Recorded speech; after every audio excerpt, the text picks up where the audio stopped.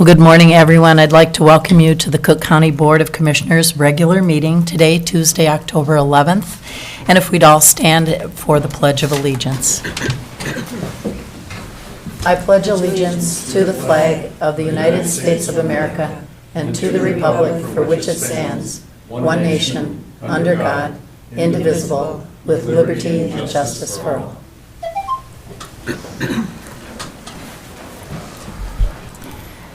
So as we move on in our agenda, we need to see if there are any adjustments to the agenda, and I actually have one.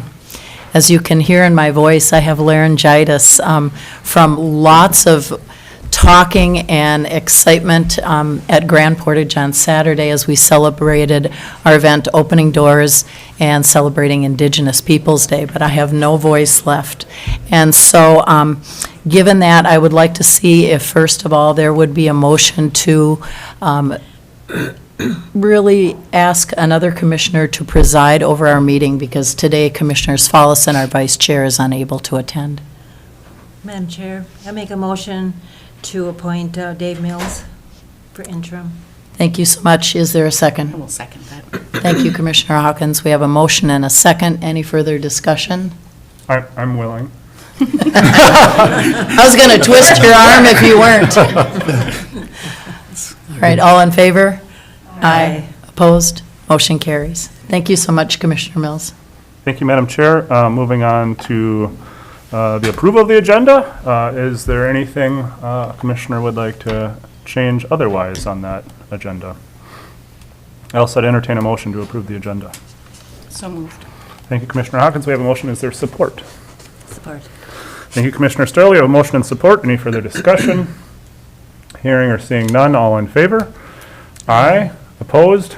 Motion passes unanimously. Thank you. On to item 2. It's the recognition of Indigenous Peoples Day. Indigenous Peoples Day is October 10th, 2022. That was yesterday. The Cook County Board of Commissioners formally recognizes Indigenous Peoples Day and will read the following proclamation. The original proclamation was dated October 12th, 2015. Whereas Cook County, Minnesota recognizes that the indigenous peoples of the lands that would later become known as the Americas have occupied these lands since time immemorial, and whereas Cook County, Minnesota recognizes that Cook County is built upon and shares the homelands and villages of the indigenous peoples of this region, without whose knowledge, labor, technology, science, philosophy, arts, and deep cultural contribution, the building of the county and the county's character would not have been possible. And whereas Cook County has a responsibility to oppose the systemic racism and misunderstanding towards indigenous people in the United States, which perpetuates poverty and income inequality and erodes access to health, education, and social stability, and whereas Indigenous Peoples Day was first proposed in 1977 by a delegation of Native nations to the United Nations-sponsored International Conference on Discrimination Against Indigenous Populations in the Americas.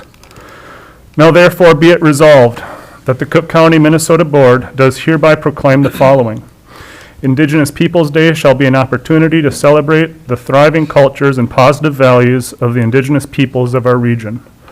Indigenous Peoples Day shall be used to reflect upon the ongoing struggles of indigenous people and to celebrate the thriving culture and value that indigenous nations add to our county. The second Monday in October shall be recognized exclusively as Indigenous Peoples Day in Cook County. And I happen to see Tribal Chair Dishaw in the audience this morning. I don't know if there's any words you would like to say following that. I know you're a man of a few words, but I want to give you opportunity and recognize you. I was waiting for public comment. Fair enough.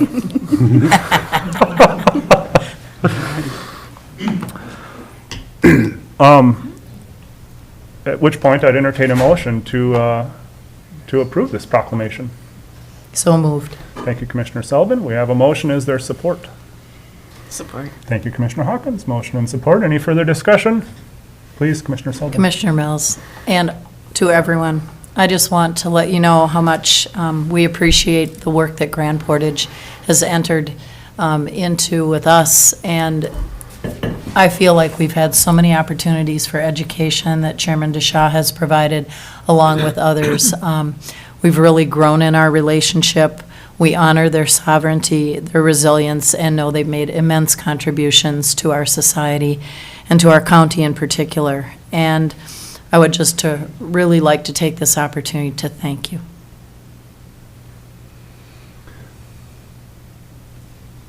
Any further discussion? Thank you for your comments, Commissioner Sullivan. All in favor? Opposed? Motion passes unanimously. Thank you. That moves us down to number 3, the public comment period, as Chairman DeShaw alluded to. It's an opportunity for citizens to appear before the county board. Please speak directly to us, the board, and keep your comments to 5 minutes. And anyone who would like to speak, please come on up.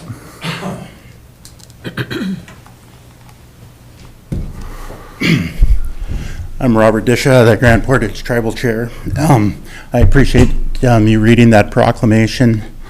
In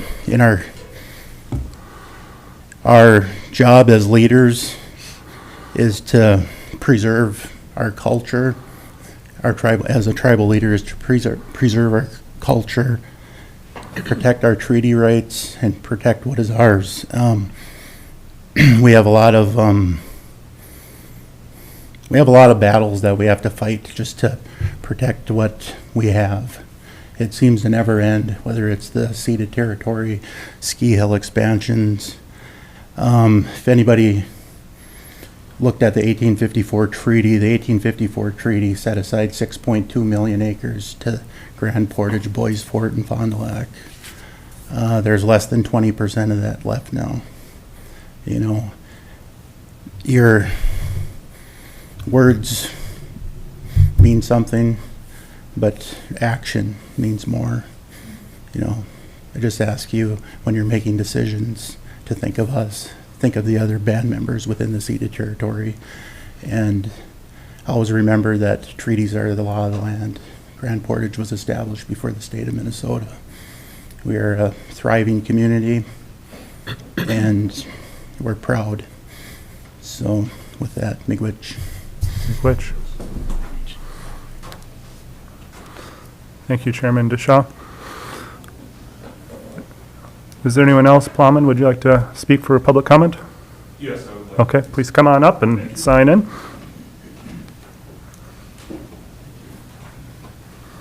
I need to use the microphone? Please. Okay. Good morning, County Commissioners, Board Chair, others present.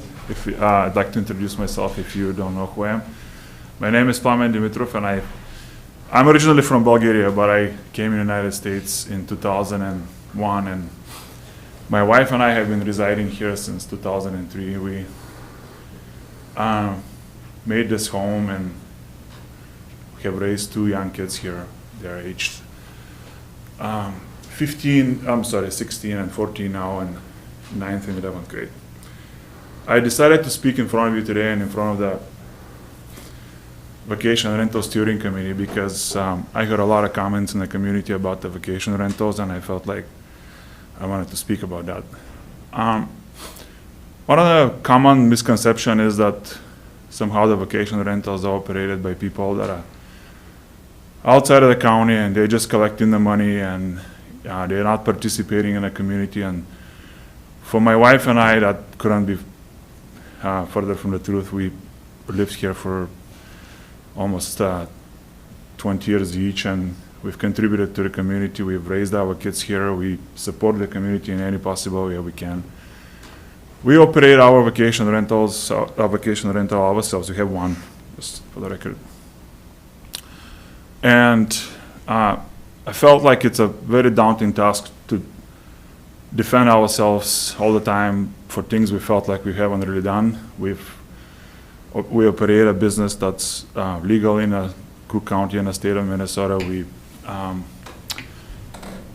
built our own home that we moved to in Grand Marais in order to support the housing crisis. So I just wanted you to know that for us as people of the community. It's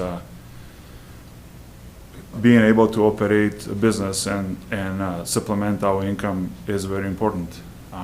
For many years, we've lived paycheck to paycheck, and with young kids, every unexpected expense was, we always worried how we're gonna cover these expenses. And the vacation rental has given us that little bit of a cushion that we finally feel like, okay, we can tackle it, we can do it. Whatever comes our way, we'll be able to weather it and make it work. And I don't think I'm saying any secrets to anyone. Anybody who lives in Cook County will tell you that it's the most beautiful place in the world, probably. But it's also an expensive place to live too. And unless you have some kind of a supplemental income, it's hard to make it. And honestly, anybody that lives here in one way or another is dependent on tourism. It's what we do. That's our industry here. I'll be brief. I have a couple more minutes, and then I'll be finished. But I remember when we first looked to buy a house. That was 15 years ago. Vacation rentals weren't a thing then, and it was still very hard to find one. There were a lot of second homes, and don't get me wrong. I think people should have the right to have a second home and to have a property and use it any way they want. That's not what I'm speaking about. But to blame the vacation rentals for the housing crisis in Cook County, and frankly in the whole country, I think it's somewhat unfair. So when you are making decisions on the vacation rentals, please think about people like my wife and I and our kids and others that are probably not present here, but maybe wanted to make a comment today too. We are middle-class people, and we would like to continue to operate our business in a respectful and in a lawful way. And so when you make decisions, please think about us too. Thanks for your time. Thank you, Plowman. Could you please also sign in? Yes, thank you. Yeah. Is there anyone else who would like to speak? Please, Steve, and you can go to the other mic and sign in on your way out or what have you. Steve Serbaugh from Cascade Vacation Rentals. Commissioners and staff, I wanted to come before you today to talk about the process of the Vacation Rental Steering Committee. The committee met numerous times for well over 10 hours of meetings over the last several months, and there were additional breakout sessions. Having been involved in this business for 18 years, I well understand the breadth of discussion topics that were needed, as well as the complexity of the subject. I believe the staff did a great job leading the group through the topics with the time allocated for these meetings. Additionally, with the large number of people in the room, we were able to attain knowledge of the topics and consensus about the recommendations. While there are still future discussions that need to be had, these recommendations are a great next step, and I support them. Thank you for your time. Thank you, Steve. Is there anyone else who would like to speak for public comment this morning? Any written? Nothing? Okay. Last call? Oh, please, come on up. Oh, okay. For a later agenda item? Yep, okay. Very good, then I'll close public comment. And that moves us on then to item 4, the consent agenda. Is there an item that a commissioner would like to pull off the consent agenda this morning? Also to entertain a motion to approve the consent agenda. So moved. Thank you, Commissioner Sullivan. We have a motion. Is there support? Support. Thank you, Commissioner Storley. Motion and support. Any further discussion? Hearing or seeing none. All in favor? Aye. Opposed? Motion passes unanimously. Thank you. And I have a slight change that I failed to make when we approved the agenda. My apologies of the moving parts this morning. But my current request is to move the update from Veteran Services up to right now before a public hearing for respect of her time. Is that agreeable to the board? No? Okay. Very good. Thank you. Would you like to come up, please? thank you for sharing your time this morning. My pleasure. Good morning, everybody. I have not had many interactions with everybody, so to reintroduce myself, Karen Christensen, the Veteran Service Officer. I'm here today to give you an update on what's been going on in our office, so you have an idea of the things that I do on a daily basis. Most of the things that I do are answering questions from veterans who either call or come into my office on benefits that they qualify for. The big one right now, and I think always has been, is disability compensation relating to an in-service injury.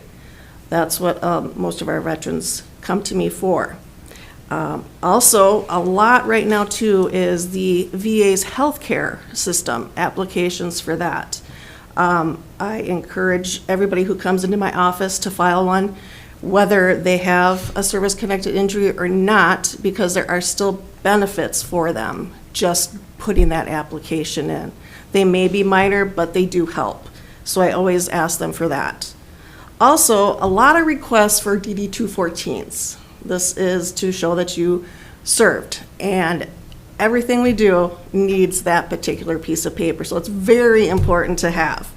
I have been lucky, the recorder's office, I've worked with them, bringing my veterans over there and actually getting a DD-214 from them. They've been very helpful. I've enjoyed working with them.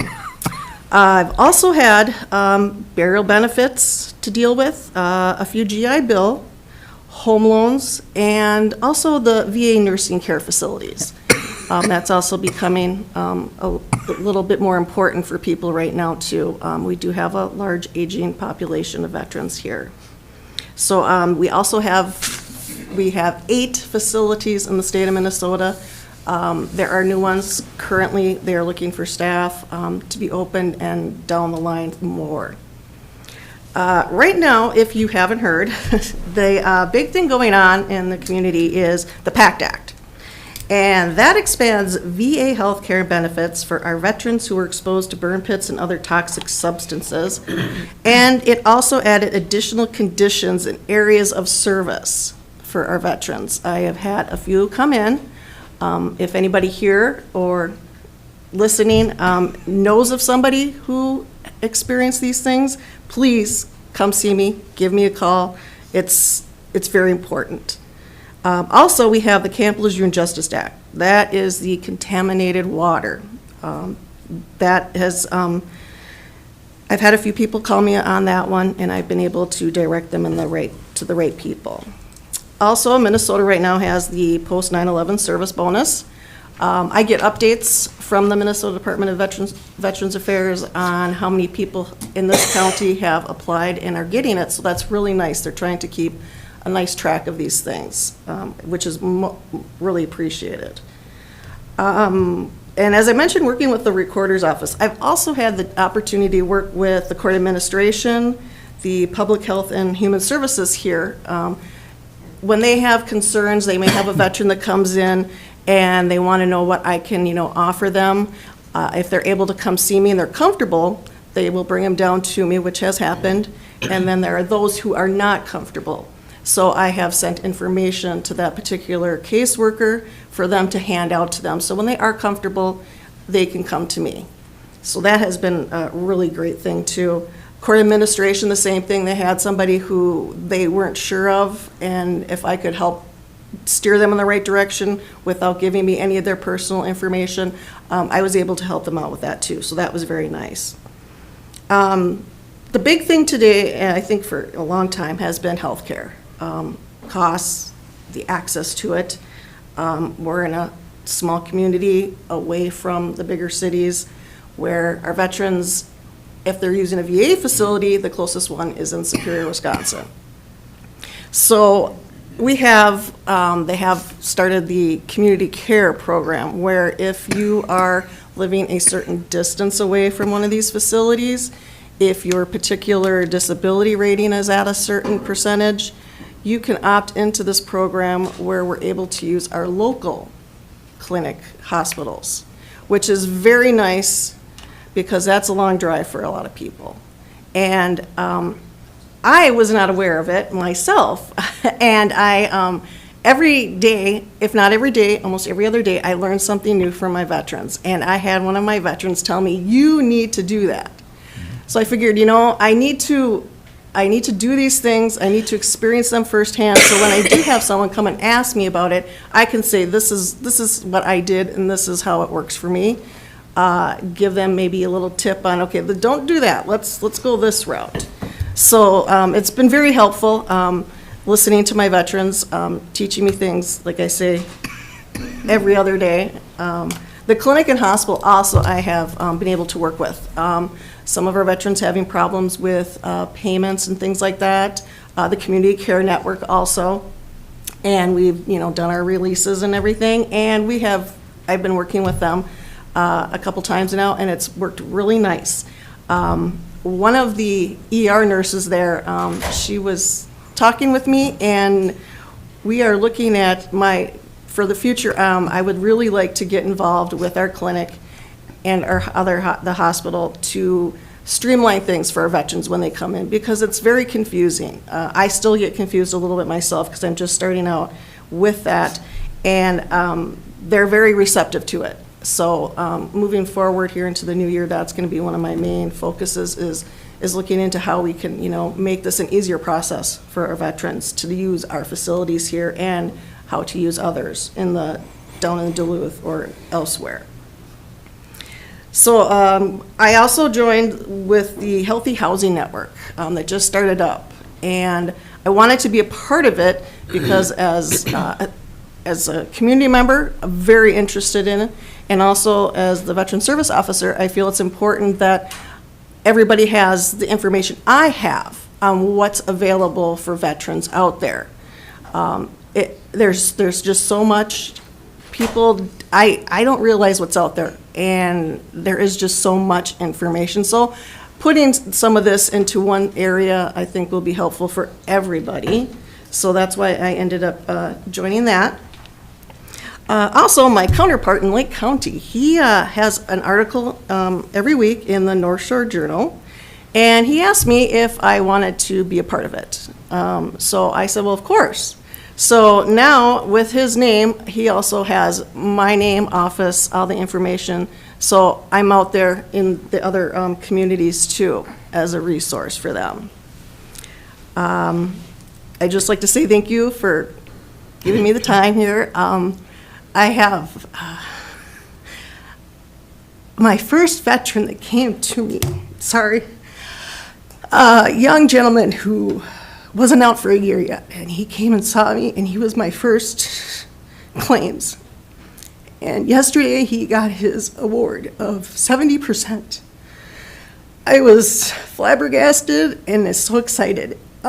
He came to me before his year was out, which was super important because they went back to his day that he exited the service to give him his back pay. It was an amazing feeling for him, and I just hope others out there will come use my services. It's been very gratifying. I felt like I just won something big. So I'm sorry, I'm all teary-eyed, but it was wonderful. And I've had other people, benefit also and, have things happen that are, positive for them. But for me, perfect timing. He was my first person, so I'm like, oh, good. I did good by him. So I'm super excited, and I just wanted to end with that. And thank you for giving me the time to let you know what's been going on. Thank you, Karen. And I failed to say, Karen Christensen, this is our Veteran Services Officer. So pardon my misstep there. No. And I really appreciate you taking the time to update the board and tell us some of those stories. I mean, I think all of us can agree how important veteran services are in our community, how important veterans are in our community for the work that they've done for us. And we want to do everything we can to support them. Many needs out there, as Karen illustrated.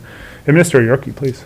Thank you, Mr. Chair. I just wanted to have Karen have the opportunity to talk to you all this morning because she's been in this role for less than a year and has been getting lots of new referrals. Some of the people that she's talking to are referring other veterans to her. And I think that speaks volumes about the quality of service that she's providing. So I just wanted to put in a plug, as she did earlier, for any vets who may be watching the live stream or looking at the video later. Please come and see her. There's a lot she can do to help you access benefits that you're due. Yeah, and for those who are not veterans, please spread the word for our veterans. That's right. That would be so helpful. I really appreciate the networking that you're doing too. It's so hard when there are services that are available, but people don't know about them. So the networking and the communicating you're doing is so valuable. Thank you so much. You're welcome. Commissioner Starley, please. Thank you, Mr. Chair. Thank you, Karen, really appreciate this. I have a couple questions. Yes. Approximately about how many veterans do we have in Cook County? I believe it stands at around 380 to 400. It's been pretty steady. And are they younger coming in too? Or are they kind of aging out, or what would be the age? Mostly thing? right now, aging out. Aging out, yeah. I have had some younger that have been coming in, but that's probably one of those outreach things that I will have to address here in the future also, is how to get, the younger people to come into.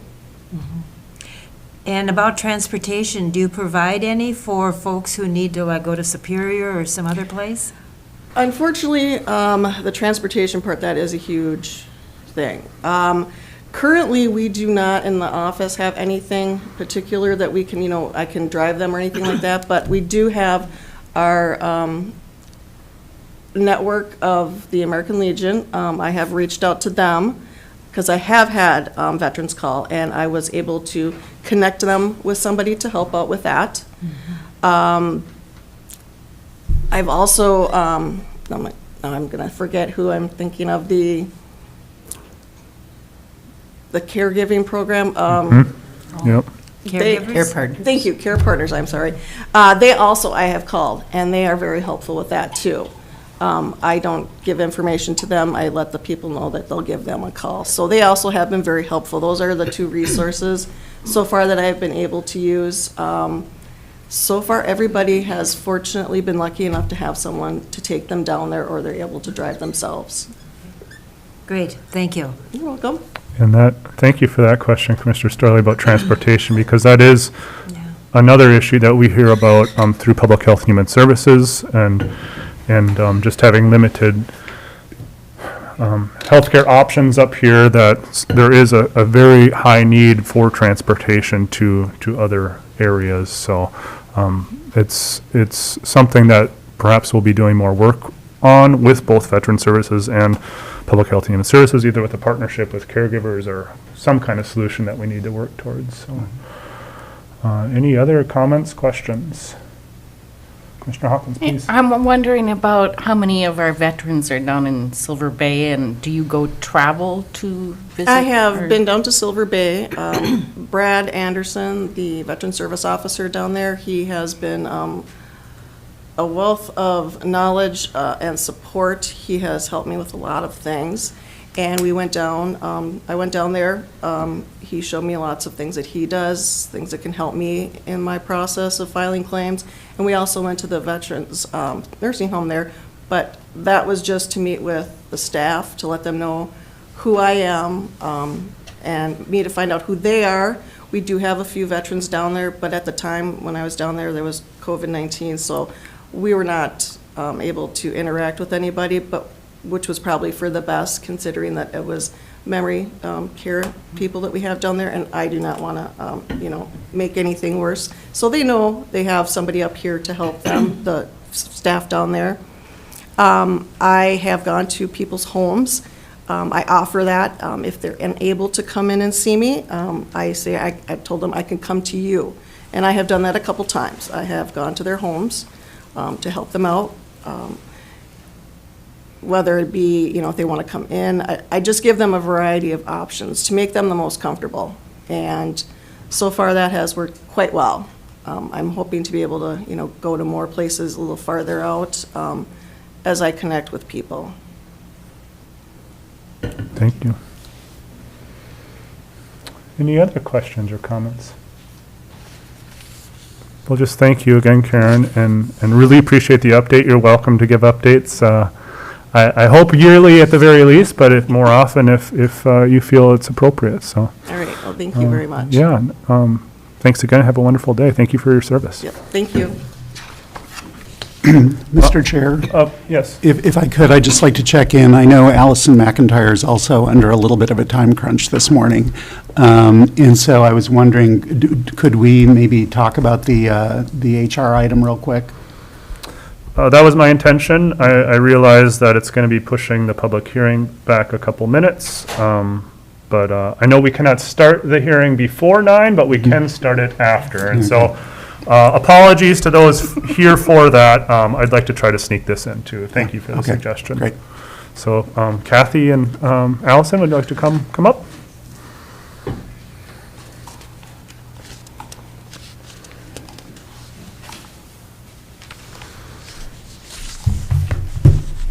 Good morning. Good morning. Good morning. So I'm Kathy Polly. I'm the HR generalist with Cook County.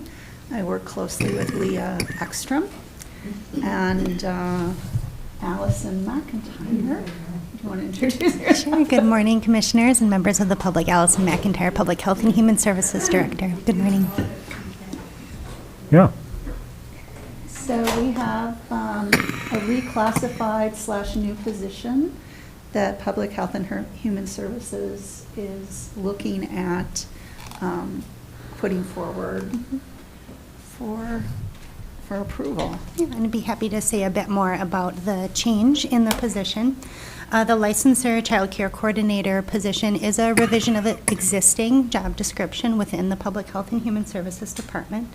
Previously, our licensor was also our primary intake social worker for the department and a family services case manager.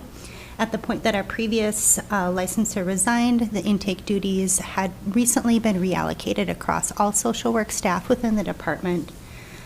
Around that same time, in response to a directive of the board to provide options and budget solutions to address our local childcare crisis, reviewing the recommendations from the Rural Childcare Innovation Project, which is a group of stakeholders throughout the community looking at childcare needs in Cook County and Grand Portage. We proposed a childcare coordinator position using excess Public Health and Human Services fund balance up to $80,000 for 1 year to support that shared services position. Around that same time, our licensor resigned, and we looked at the opportunity to incorporate those shared services within an existing FTE within the department.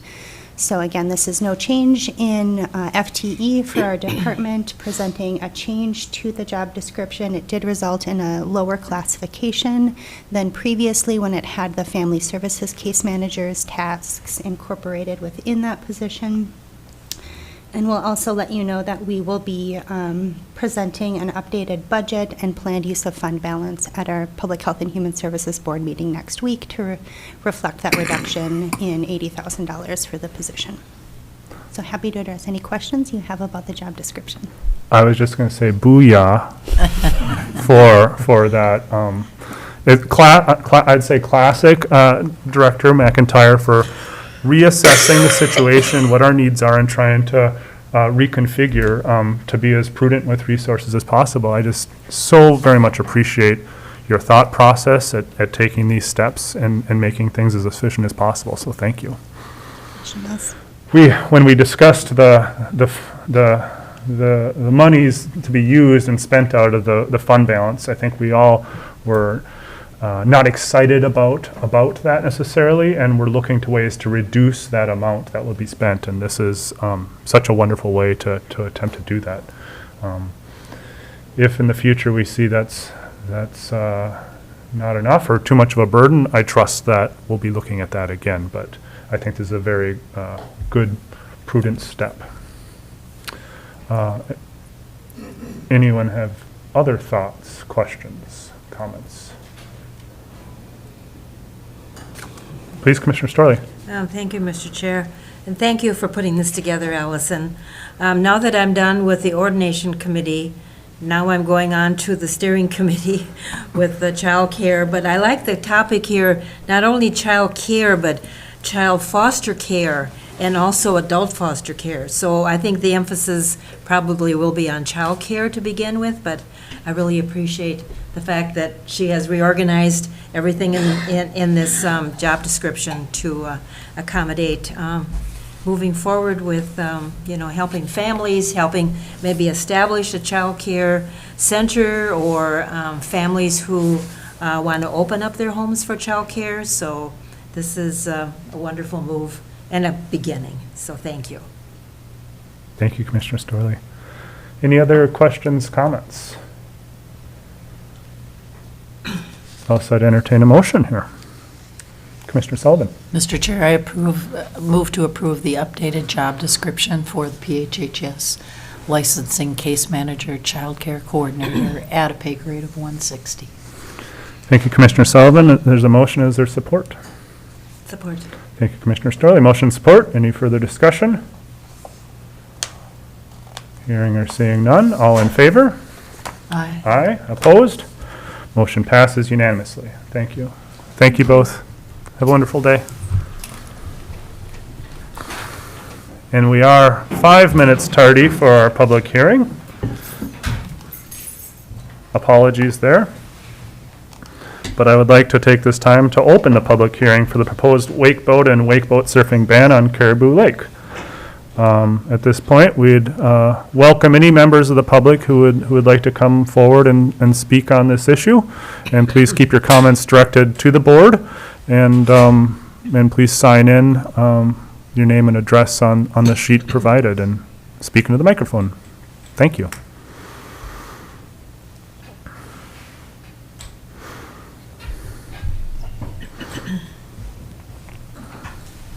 Thank you. My name is Fred Morris, and I came before you a few weeks ago. I'm here really on behalf of the property owners, or at least 75% of the property owners around Caribou Lake that have signed a petition seeking to ban wake boating and wake surfing on Caribou Lake. And as I did the last time, I want to make sure that we're really clear about what we're trying to do. This is very narrow. It is seeking to ban wake boating and wake surfing. Wake boating and wake surfing is a sport that requires a boat that has ballast tanks that hold thousands of gallons of water in the back to lower the transom of the boat, so that when the boat goes through the water, it will create a wake of 3 to 5 feet tall.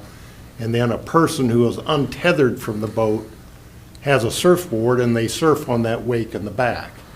That is what we're seeking to ban on Caribou Lake, and we're seeking to ban only that. We're not seeking to restrict water skiing or tubing or jet skis or the horsepower of a boat or the size of a boat or anything else. We're not seeking to do any of that. We're seeking only to do the one thing that is described.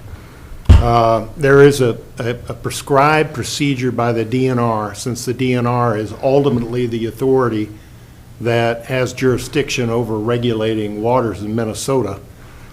There is a procedure, and the procedure requires that we come before the county board and that we have a number of items that they identify in a checklist.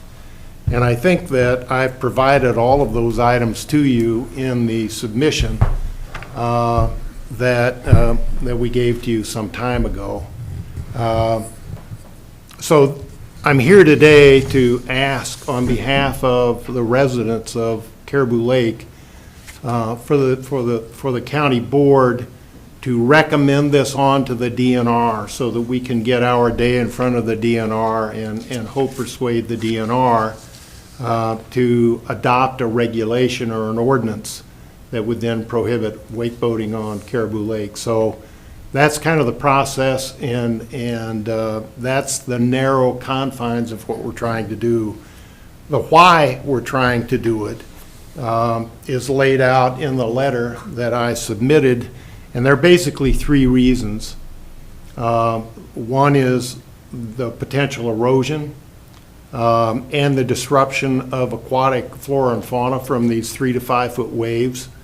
The other is the disturbance of sediment on the bottom, and the disturbance of sediment on the bottom creates two significant risks. One is the release of the phosphorus that resides in the sediment, and if it resides in the sediment, then it doesn't get into the water column, but once it gets into the water column, it's available to then degrade water quality with algae. The other significant aspect, apart from the fact that it just clouds up the water, is that it disrupts the aquatic weeds and flora and fauna. We have at least this year 2 pairs of loons on the lake, and as you know, loons nest on the shoreline, and if you had a 3 or 5 foot wave washing up onto the shoreline, it clearly would have an impact on the loon nesting. We've got a number of, and the third reason is aquatic invasive species. And we have a number of exhibits that are in the 3-ring binder that include studies that were conducted by the University of Minnesota, by universities in Canada, by the New Hampshire Department of Environmental Sciences, all of which document risks that are associated with wake boating and wake surfing. The University of Minnesota study that we cite documents that wake boating will, and I think maybe the best thing to do is just read their conclusion, but wake boats generate these 3 to 5 foot waves that have a force that's something like 4 to 5 times greater than the force of a wave that is generated by any other kind of a boat. And what the researchers from the University of Minnesota concluded was when they compared the waves of 4 different boats during their most typical mode of operation, the data indicated that wake surf boats require a distance greater than 500 feet from the shoreline and docks of other boats to decrease their wave characteristics to similar non-wake surf boats.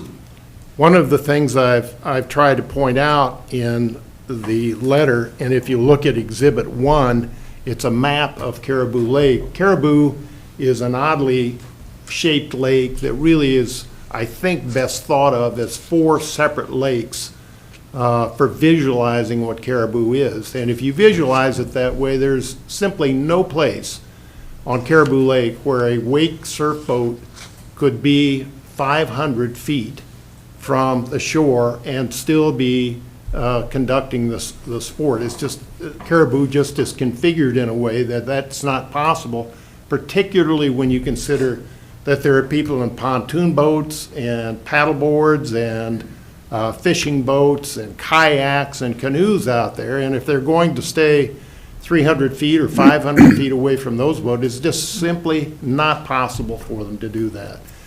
As a result, you're going to have these large waves that hit the shore, and inevitably, those kinds of waves are going to cause erosion over time. And we're concerned about that. I've attached as Exhibits 7 and 8 2 exhibits from shoreline owners. One is showing you that it's a shoreline where the water, clearly if you'd envision a 3 to 5 foot wave washing up there, it would get up around the roots of a cedar tree. It's going to cause some erosion. The other, Exhibit 8, is from an owner who has a dock, and during high water times he has to take special precautions with his dock because when wakes and waves come in, it can wash against the dock and can dislodge his dock, so he's concerned about that. We have a great concern about erosion. Maybe the 2 biggest concerns we have are, though, the water degradation and the AIS. And I think the one study that is most useful to look at for water degradation is the one that was done in Canada on Lake, I think it's Kalamaka, and it's exhibit number 11. And in that case, they ran a wake boat through an area on the lake that was nominally 12 to 13, 14 feet deep. And they had drones that took overhead shots, and then they had cameras down on the floor of the lake to look at the disruption, and it's dramatic. The photographs are dramatic. When the boat goes through an area, there's just a dirty brown water column that follows the boat through the area, and then the cameras on the floor of the lake have a before and an after, and they have objects that before you can see and after you can barely see. And they conclude that there is significant disruption in depths of 5 meters, nominally 15 feet or less. Caribou Lake, 60% of Caribou Lake has a mean depth of 12 feet. That simply means that 12 feet is the most common depth. There are lots and lots of areas of caribou that are less than 12 feet. I've spent a lot of time fishing on caribou, and I can tell you that of the 3 bays, all of those bays are less than 12 feet deep. The only bay that has a depth that is significantly more than that is the main bay that has a depth of 30 feet, which is the deepest part in Caribou. But again, the problem, if you allowed wake surfing there, again, the problem is they couldn't be 500 feet away from the shoreline if they were wake surfing. The last significant risk that we have is the aquatic invasive species. Caribou, the folks on Caribou Lake have partnered with the county, and we've gotten a grant that pays for somebody from the county to be at the public landing on weekends between Memorial Day and Labor Day to look at the boats that come in. We also have volunteers that go at other times, so we're very, very vigilant about trying to maintain the quality of Caribou Lake. And we don't have any aquatic invasive species in Caribou Lake except for rusty crayfish, which apparently have come in from Pike Lake through Murmur Creek. Other than that, we don't have any. There are 2 particular studies that deal with aquatic invasive species that are important to look at. One is the New Hampshire Department of Environmental Services Exhibit 10, which looked at, in that particular case, it was a study where they looked at 13 ballast tanks that were sampled. The residual water in the ballast tanks ranged from 1 to 86 liters per bag. A liter is 0.95 quarts. So essentially, these bags typically had from 1 quart to 86 quarts. Live organisms were found in 9 of the 13 ballast tanks, 2 of which included zebra mussel larvae. A graduate student at the University of Minnesota, and I've attached that as, I think it's Exhibit 12, Exhibit 15, conducted a study specifically on the transport of zebra mussels from lake to lake to lake in Minnesota. And he looked at hundreds of different boats, different kinds of boats, including wake boats. And he found that the ballast tanks on wake boats ranked the highest in the percentage of Verlinger presence among all the watercraft. Verlingers are the larvae of mollusks, things like zebra mussels. So he found that wake boats ranked the highest in the percentage of larval presence among the watercraft that he looked at. And he found that ballast tanks on wake boats created the greatest likelihood of transporting at least one Verlinger from one body of water to another. He also noted that in order to fill these ballast tanks, wake boats have very forceful pumps that will pump the water up, not just from 6 inches below, but it has a vacuuming effect that will pull things up from deeper depths. And he noted that the ballast tanks are capable of pumping large volumes of water in short periods of time, with the pump used for this study pumping at 74 kilograms a minute. It appears as though the system pulls large volumes of water from deeper in the water column that have a greater likelihood of collecting large numbers of Verlingers. Those are our concerns. As I say, the residents of Caribou Lake have been vigilant for a long time. I think we've cited at one point in the North Superior Watershed document by the MPCA, they even have a section in it that commends Caribou Lake for being vigilant on sampling water and measuring phosphorus back to 1976. So we've been very active, we're very vigilant. As you probably know, it's hard to get 75% of any group to agree to anything. But we do have 75% of the owners. We've only had 3 people express an opposition, and their opposition was really based upon the idea of opposing regulations, period. They felt that if you pass one regulation, then you've gotten into regulation creep, and there'll be another one and another one and another one. That's not the case. We simply want to protect caribou from this one activity. And in fact, one of the people that did oppose it on the basis of regulation has a wake boat on Lake Minnetonka, and he agreed that wake boating would not be appropriate on caribou, and that he wouldn't even bring his wake boat up to caribou. So I'm here really on behalf of the property owners to request that you send this on with your recommendation to the DNR and give us a day in front of the DNR.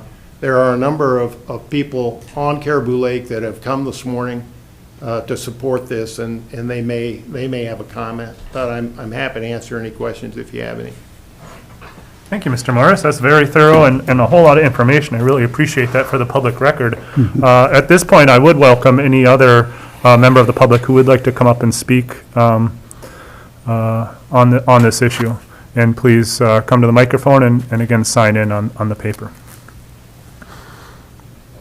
Please, come on up.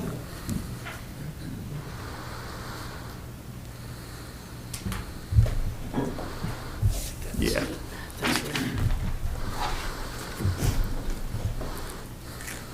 Give me a second here, I'll sign in. Yeah, no rush.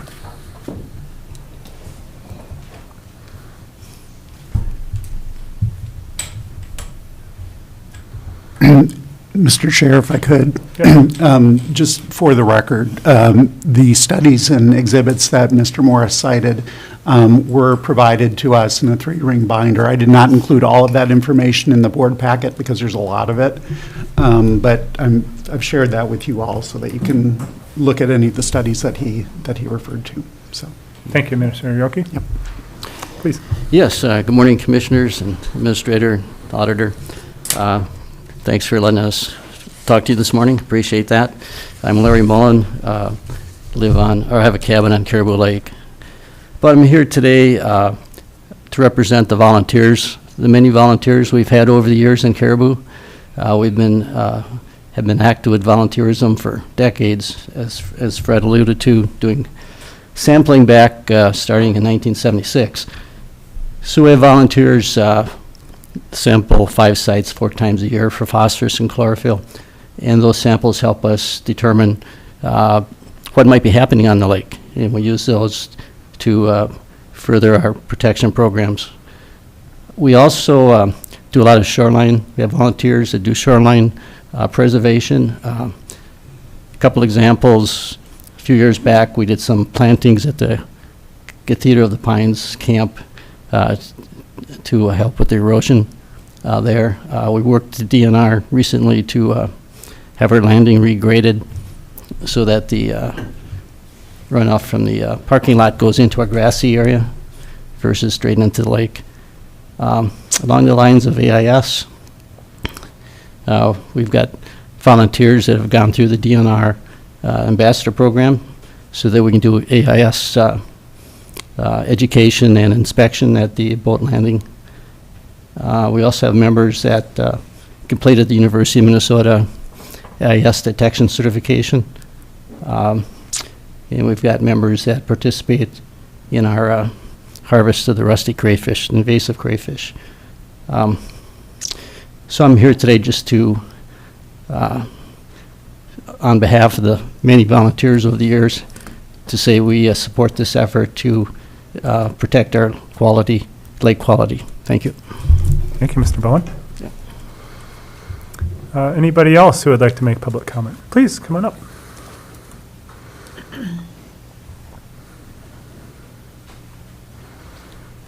Oh, goody. I'll just move over here. Yeah, thank you. Excuse me, Sharon Hexen-Platzer, also a lifetime resident, or I should say long-term resident on Caribou Lake. I'm here just to reinforce a couple of things. One was in having a conversation with one of those three folks who said they weren't willing to sign, and when they first saw the letter that went out, the clarity for him wasn't there. He's 94 years old. His name is Don Sievertson. He's lived on the lake for an awful long time. And once he understood what that was, he said, okay, now I understand. So it isn't that he's opposed to this. In addition, Don told me that my father and I, who is Robert Muehlberg, wanted to start the Caribou Lake Property Owners Association to protect that lake. So just so you know, this group has been around for a long time and concerned about lake health as well as lake recreation to do the next right thing. I guess that's it. That's all I needed to tell you. Thank you, Ms. Hexen-Platzer. Any other members of the public who would like to speak? Please. Hello. Hello. Bill Dunn, 235 Peninsula Point Trail, Caribou Lake. My family first came up to Caribou in 1932, purchased property. We have 38 acres, over 3,200 front feet. All of our property is surrounded by less than 12 feet of water. We find this fully well-researched, narrowly scoped, reasonable, and justified. Our family fully supports this and recognizes Caribou Lake Property Owners Association are preventative in their approach, and we please urge you to help give the DNR a chance to protect our lake. So thank you. Thank you, Mr. Dunn. Is there anybody else who would like to speak this morning on the topic? Going once. Going twice. Last call. At this point, I'd like to close the public hearing and move into commissioner discussion, thoughts, and comments. Who would like to start? Mr. Sullivan, please. I just appreciate the work that you've done to gather research and information to share with all of us, as well as everybody that lives on the lake. And I just admire the efforts you've put forth to preserve and protect Caribou Lake. It's a wonderful place, and we want to keep it that way. Thank you, Commissioner Sullivan. Any other comments or questions from commissioners? Commissioner Storley, please. Thank you, Mr. Chair. For about 7 years, I served on the Invasive Species Committee and have been witness to the Caribou Association and all the work they do. I live down the road from them, so occasionally I will drive up there to see what's going on, and they're very diligent about their testing, diligent about having, in the summertime, someone come to do boat inspection to keep the water safe. And so I think that to do some preempting here for the next season is really important. Thank you, Commissioner Storley. That leaves 2 commissioners left, or do you have any comments you'd like to make? Yes, thank you.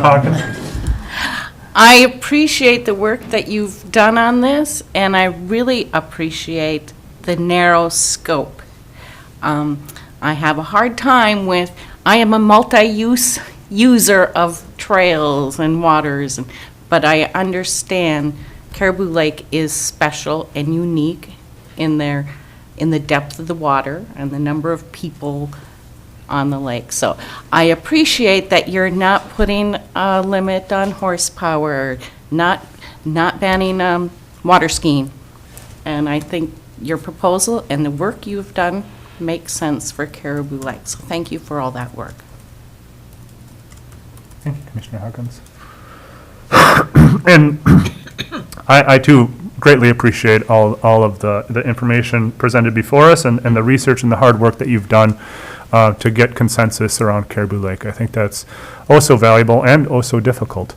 And also I learned quite a lot through this. I'm familiar with wakeboarding, but not wake surfing. And I think it's really important to identify the difference there, how a specific boat and equipment is required for wake surfing. That was something I was not aware of until you brought this forward. So, and just to clarify, wakeboarding is similar to water skiing, just that you are pulled behind a boat on a board versus skis, versus riding this large wake that, as you have pointed out, can be very disruptive.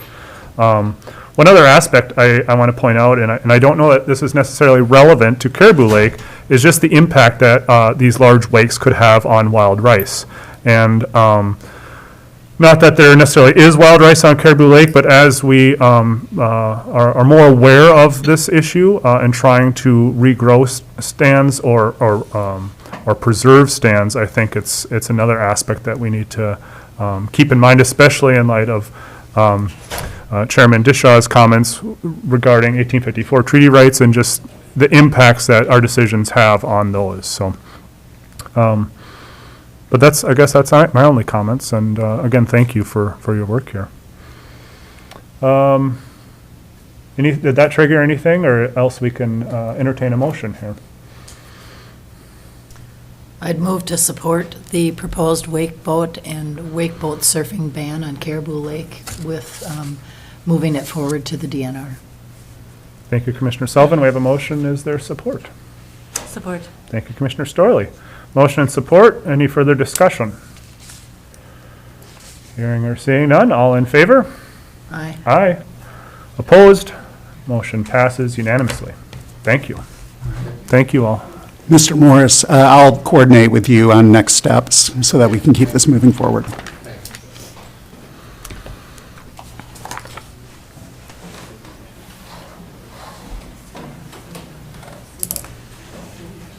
And I guess Mr. Chair, should we take 5? Thank you, Commissioner Sullivan. I was going to suggest the same thing. We'll let people shuffle out as they need to, and we can take a short break as well. Thank you. When would it be convenient? I'll come.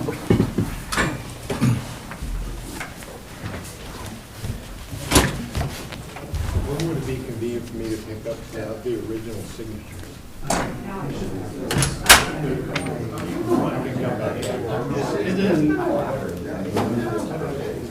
Yeah, we could come back. Yeah, that'd be plenty of time. We'll just come back and maybe tomorrow. Okay. Thanks a lot.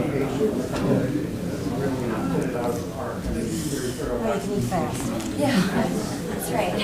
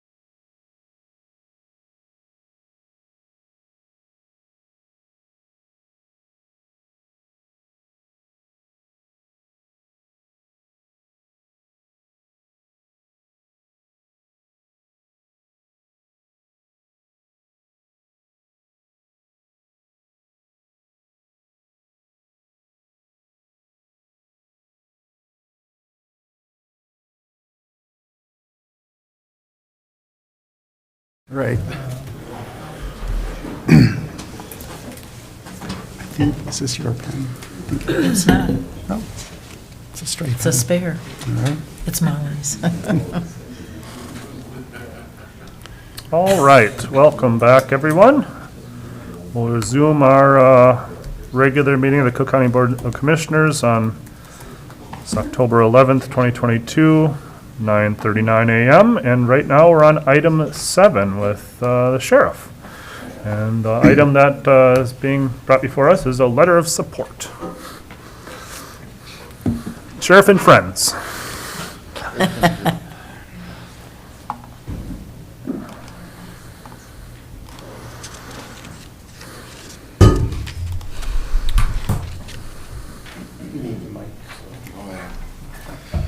You don't want to share? Good morning. Morning. Thank you for having us. With me today is Chairman Bobby Deschamps from Grand Portage and Dr. Seth Moore from Grand Portage, and we are here to speak about the need that Grand Portage and the Cook County Sheriff's Office is going to have in the future with the Coast Guard station shutting down and not being manned further going into the future. So Seth has some talking points, and he'll do those. I will do the piece for the sheriff's office, and then if Bobby wants to talk, he can talk, and then we'll go from there. Thank you. Thank you. Thanks, everybody. I'm Seth Moore. I'm the Director of Biology and Environment for the Grand Portage Band of Lake Superior Chippewa, and I'm speaking on behalf of the Grand Portage Tribal Government and for Chairman Deschamps. The U.S. Coast Guard Station in Grand Marais, as you probably know, closed in the summer of 2022. And this left the burden of on-water rescue to Cook County Sheriff's Department and to the Grand Portage Tribal Government. The area that is now vacant of any U.S. Coast Guard patrolling is about a 1,500 square mile area that extends from Ontario border south to Schroeder and west to and including the waters of Isle Royale National Park. It's about a 1,500 square mile area of Lake Superior. This area needs coverage and it needs patrolling for safety of vessel operators and recreational boaters and commercial and subsistence fishermen.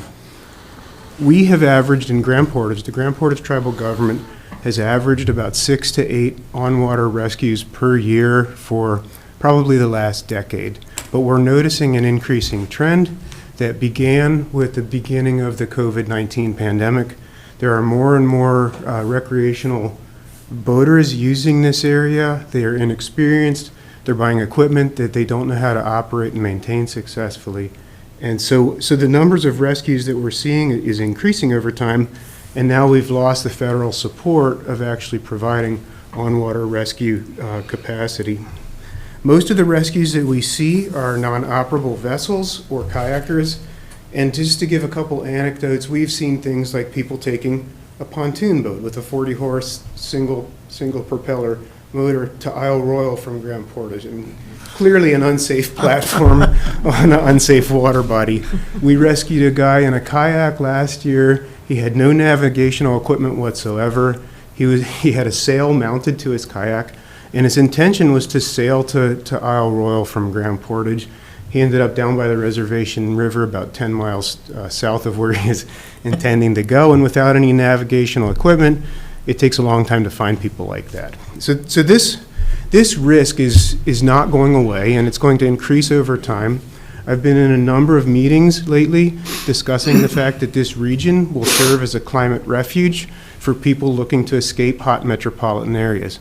So we're going to see more of this over time, and we currently lack the capacity to provide the on-water services, and this is a time when we would particularly need federal assistance for doing this. We had tribal consultation with the U.S. Coast Guard about 6 or 8 months ago. It seems that they are really committed and have been committed to closing down the station, and the best they would offer us is some assistance with training. So to do this, to take on this responsibility, And to adequately patrol this region, we suggest that we need two adequately equipped rescue vessels, one of which would be stationed in Grand Portage, one of which would be stationed in Grand Marais and operated by Cook County law enforcement. These vessels aren't cheap. They're called safe boats, typically used by law enforcement. Rigid body inflatables, they average in cost new about $350,000 at a 25-foot, for a 25-foot vessel. To go up to like a 30-foot vessel, which is what I would suggest for this lake, would be closer to $500,000. So, you know, we're looking at just about $1 million just to get the vessels that are required to adequately patrol this area. There'd be staffing that would be needed as well. We would suggest having at least 2 people in the vessel at a time, and preferably 3 if possible. Likely full-time, but emphasizing weekend work, you know, say Thursday through Sunday. Those costs would, for seasonal positions, about a 7-month position, would probably be about $250,000 a year, split between the 2 entities. And that would allow us to have on-water patrols during the busiest times of year. The season typically lasts May through December. We'll pull our vessels in Grand Portage after the last commercial fishermen and subsistence fishermen are done, which is after the lake herring spawn, so typically mid to late November. So what we have done about this thus far, we had a consultation with the U.S. Coast Guard. We have drafted a letter that will go to Senators Klobuchar and Smith in Minnesota, Senator Peters and Stabenow, I believe, in Michigan, and then it will also go to the Congress people of those 2 states as well, asking for some federal assistance, describing this need and what it's going to cost. We will likely send this to some of the Minnesota state legislators as well, but I haven't finished polishing up the letter at this point, but we'll get it out fairly soon. And so then that leaves, you know, the role of Cook County, and I'll let Sheriff Pat speak to that. Thank you. So we are asking the board for action to support our letter to send to our federal partners. We are asking this just because we want Cook County to be behind this. We are going to be asking the federal people for a significant amount of money, and to have the board support behind that would be considerable. In getting back to Lake Superior and what I can, you know, generally forecast of what I see happening going on.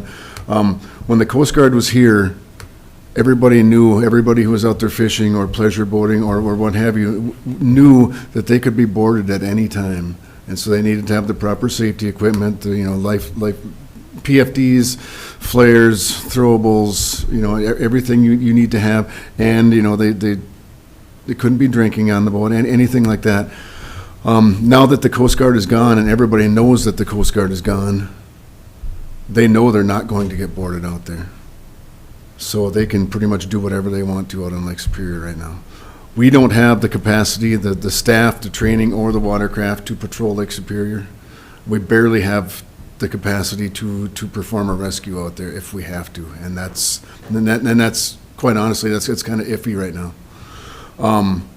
So along with the watercraft and what we're going to ask from our federal partners, I am probably going to prepare a budget as well for 2 additional staff for the sheriff's office to do nothing but, patrol Lake Superior during the months of May through October, and then we would find other duties for them to for the rest of the year, the court security, bailiff transport, patrol, whatever. But I just wanted to let you know that I will be presenting that in the future, and these two staff would do nothing but Lake Superior duties while that season is going on. They would not answer any other calls. They would be available for Lake Superior duties. They would patrol from Grand Portage to Caribou River, southeast of us.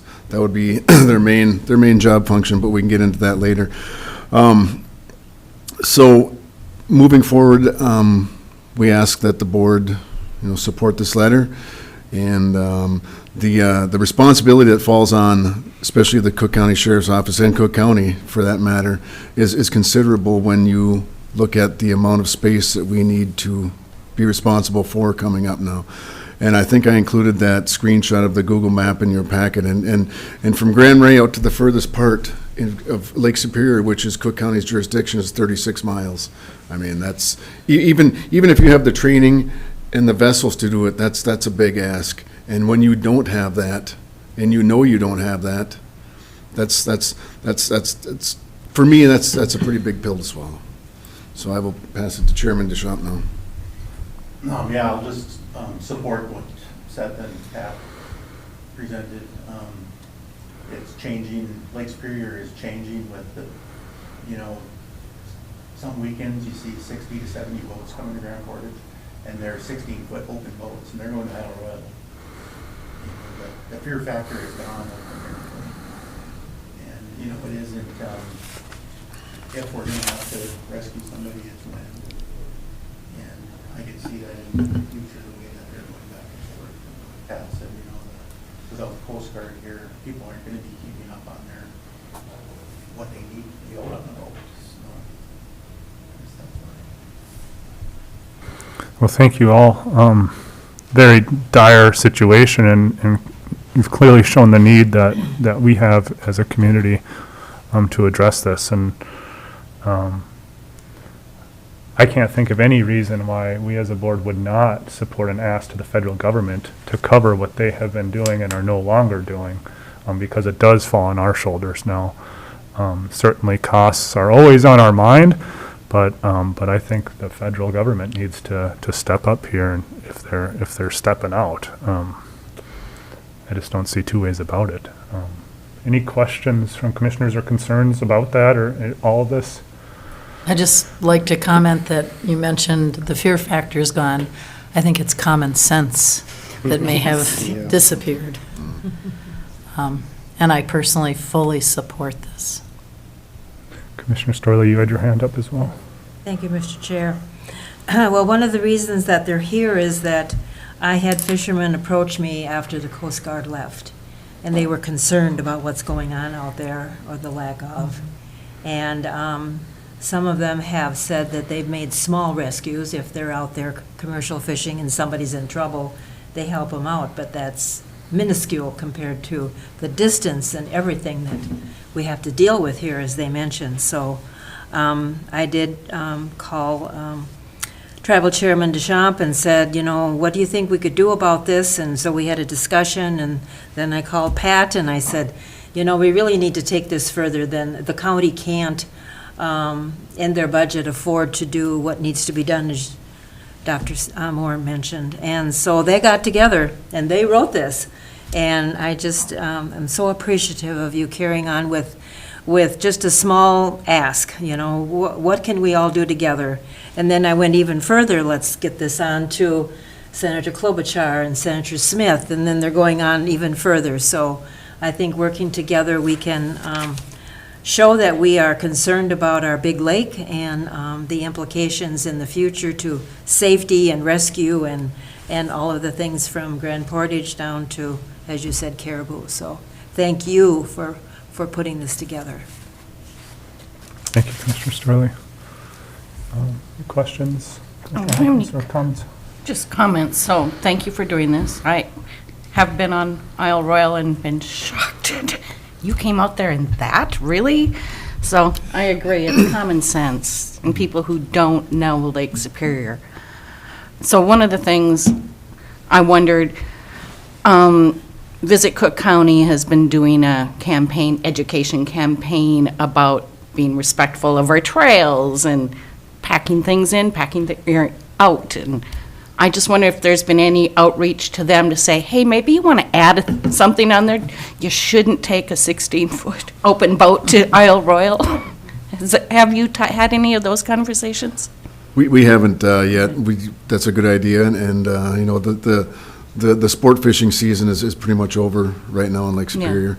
Yeah. So that'd be a good idea to take up with them this winter and make sure we get it out for the spring. Yeah, because I think it's education of people who who think that Lake Superior is just like any inland lake and have no clue.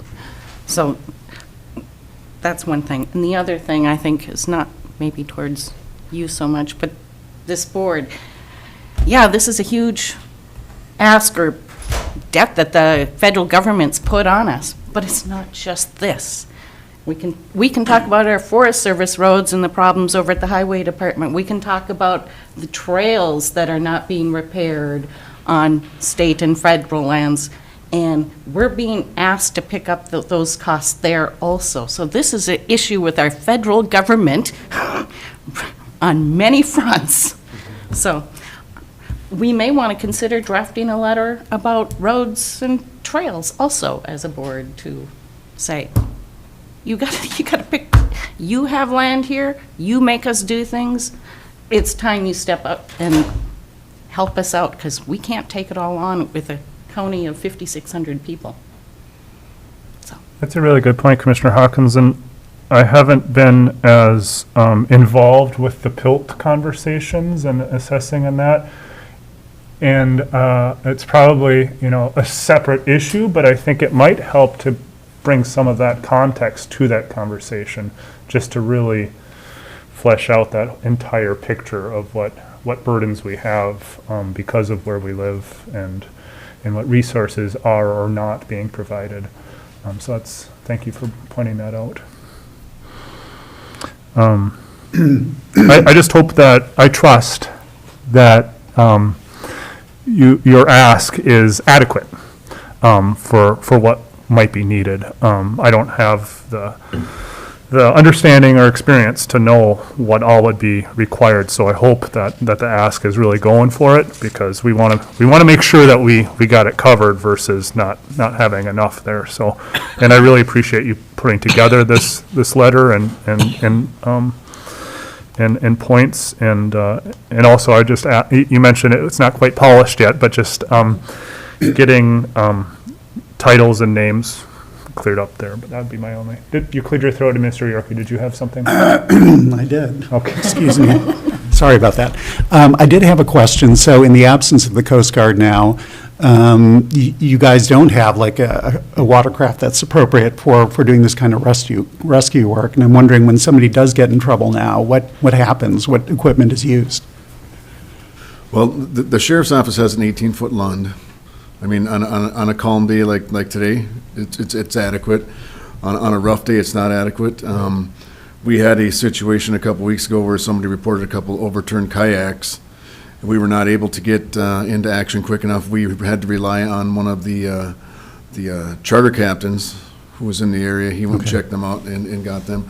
And that's another meeting that we're going to have with us. And Mike Keyport is meeting with the charter captains, meeting with the commercial fishermen, and look at getting those guys some armor radios and getting them on our side, so that if we need their help and they happen to be out in the lake, they can respond much quicker than we can. Mm-hmm. So yes, I wish I had a better answer for you, but we have to take it one at a time. Right. And the conditions and all of that. Yeah, an 18-foot Lund is not an Isle Royal boat, right? The other question I had was, obviously pursuing federal funding is not something that happens overnight. It's going to take a while if we are successful. And I'm just wondering, what is your expectation about next season? Both in terms of how we're going to handle doing rescues if they're needed, and then also from a financial standpoint. You talked about possibly making a budget request. Would that be for fiscal year '24, or would you anticipate needing funds next year? We would anticipate needing funds next year. Obviously, we're not going to buy 2 boats. I mean, we're not going to come to the board and ask for $1 million for 2 boats. Well, you could, but you won't be successful. Thank you for not.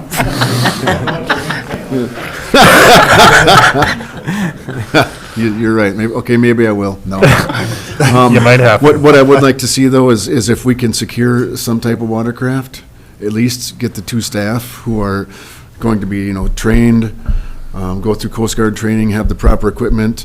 Performing rescues on Lake Superior is much different than yanking somebody out of Devil's Track Lake, obviously. So they need to be trained and have the proper equipment for, to do it effectively and for liability reasons as well.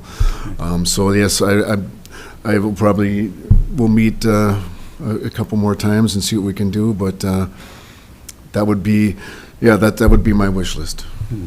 For Grand Portage, our practice has been that the marina operator usually gets hold of either the Fish and Wildlife Biology Department or our Conservation Law Enforcement Department. We both have vessels that are safe for Lake Superior. We don't have probably the correct training, but we've rigged up bridles to tow vessels back. And if we have good GPS locations on where the people are that need to be rescued, it's fairly straightforward. If we don't, then a lot of times we're blindly searching this 18-mile gap between Grand Portage and Isle Royale, and sometimes it takes quite a bit of time and energy.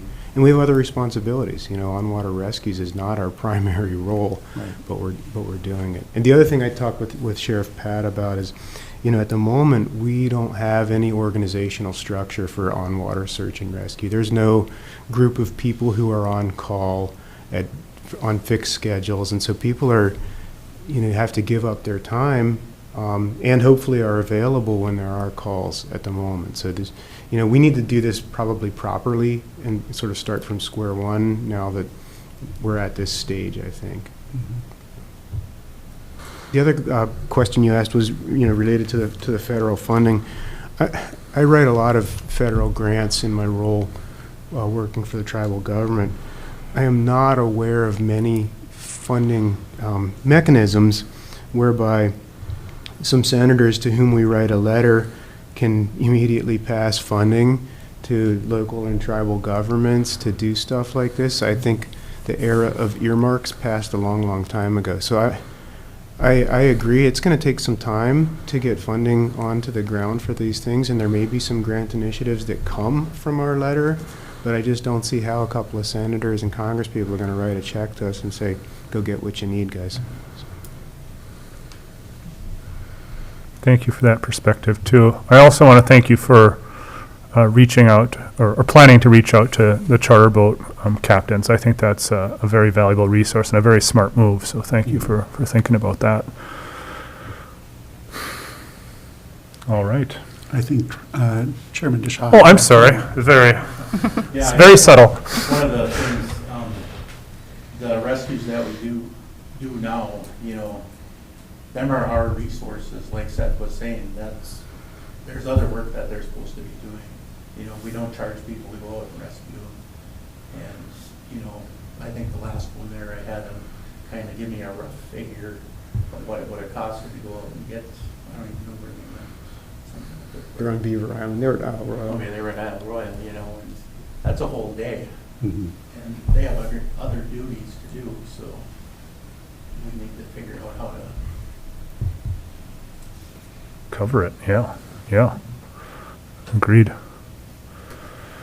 All right. Well, I unless anyone has any further questions or concerns, I'd just like to make a motion to provide our full support to the Cook County Sheriff's Office and the Grand Portage Band for securing funding for Lake Superior operations. Thank you, Commissioner Sullivan. We have a motion. Is there support? Support. We have lots of support. Yes. Commissioner Storley has the second there. Thank you. Any further discussion? All in favor? Aye. Opposed? Motion passes unanimously. Thank you. Thank you.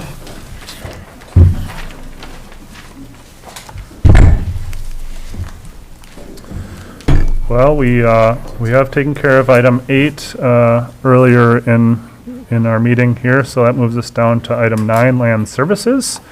We have Director Tim Nelson and Neva Maxwell here this morning. Good morning.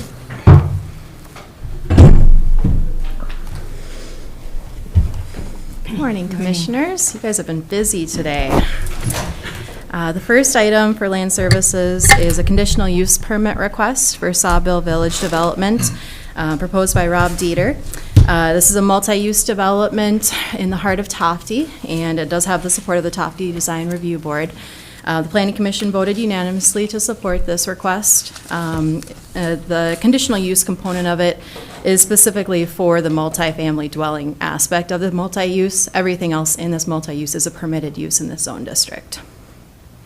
There was minimal public comments, but there were mostly public comments in support of this use. Thank you. Any questions or comments from commissioners? We've talked a lot about this project. This is another step in this project's progress, and it seems like this step has been thoroughly covered, and it didn't raise any questions for me at this point.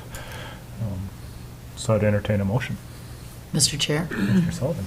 I move to approve the resolution for the conditional use permit to allow a multiple family dwelling in the Tofty General Commercial Zone District at 7226 West Highway 61. Thank you, Commissioner Sullivan. We have a motion. Is there support? Support. Thank you, Commissioner Hawkins. Motion and support. Any further discussion? The only point of discussion that I would make, and perhaps it's inappropriate, is just considering your voice. I will accept you saying, "So moved as presented," instead of having to read the whole. But you do you, Commissioner, and thank you for your thoroughness. I'll call the vote then. All in favor? Aye. Those opposed? Motion passes unanimously. Thank you. Moving on to item B. Thank you. The second conditional use permit request that the Planning Commission reviewed at their September meeting was a conditional use permit submitted by Nicole and Kirk Lejeune. This is for some additional uses to what is the current Claret Resort off of Ski Hill Road. They would like to add in, and this first component is an after-the-fact component for farming for crops and livestock, which would include chickens and goats. Then the other two components were agritourism educational classes and a farm store. The applicants proposed or kind of framed their requests during the public hearing as the current Claret has 4 dome structures that are rented out as a part of an active resort right now, which is a permitted use in the zone district. And they would like to use that tourism aspect to support what is kind of their true heart to provide the community food and educational opportunities. The farming practices that they're doing on their property are pretty unique. They're not what we would think of in traditional farming. They're doing hugelkultur, which is building up big berms, which does slow down the runoff of water, which is an important component when we talk about the livestock and the runoff concerns for the communities that live downstream from this resort. There's a lot of communication and discussion during the Planning Commission's public hearing, and the Homeowners Association had representative there, and their primary concern is the stormwater runoff that may get into their water supply. So the Planning Commission did propose some conditions for approval of this use that could mitigate those concerns. And I think that between our staff and the Soil and Water Conservation District that we can work with these resort owners to try to make this work. This was approved or recommended for approval as a conditional use permit request with the condition that any proposed purchasers of the property, if it was transfer ownership, would have to come into land services and discuss that conditional use permit request so that they understand all of the conditions attached to this use and the approval. Yeah, I'm happy to answer any other questions that you might have. It was unanimously supported for approval. Thank you. Questions, comments from commissioners? Commissioner Storley. Thank you, Mr. Chair. Well, I don't know, can you picture this going up the Ski Hill Road, right around the area where there's the ski rental, and down below are homes that have been established for quite a long time. And I understand their concern. So in reading over what they are asking the folks to do, that they comply with the federal, state, and county rules, I guess I can momentarily live with that. However, it's not to be reviewed or looked at for 5 years, is that right? There wasn't a interim approval. It's just once the property is transferred upon ownership, the new owner would need to come into Land Services and go over that permit approval with us. There really isn't a formal, any type of annual or interim review of this permit as proposed. Okay. Director Nelson? Thank you, Mr. Chair. Commissioner Storley, one of the things also with the conditional use permit is that at any time that if any concerns develop sufficient to the point where staff would need to be involved to evaluate and such, the permit it is always up to be able to be called back for revocation or so. So it's not as though it's necessarily permanent. It does have the ability for this body to go ahead and withdraw that permit if things get out of Okay. In talking with the folks who have the association below them, that is their concern, is the waste control, and very concerned about anything getting into their water system, which they provide themselves as an association. So I think the ecotourism aspect of it is good, and they want to have a little farm market stand by the road, and that certainly would be beneficial for the area. And I guess unless something happens or we hear or you hear something, I would momentarily be in favor of them working with their business. The only comments I've heard so far is, and you learn a lot about chickens and roosters with this. The crowing of the rooster at 4 a.m. in the morning, okay.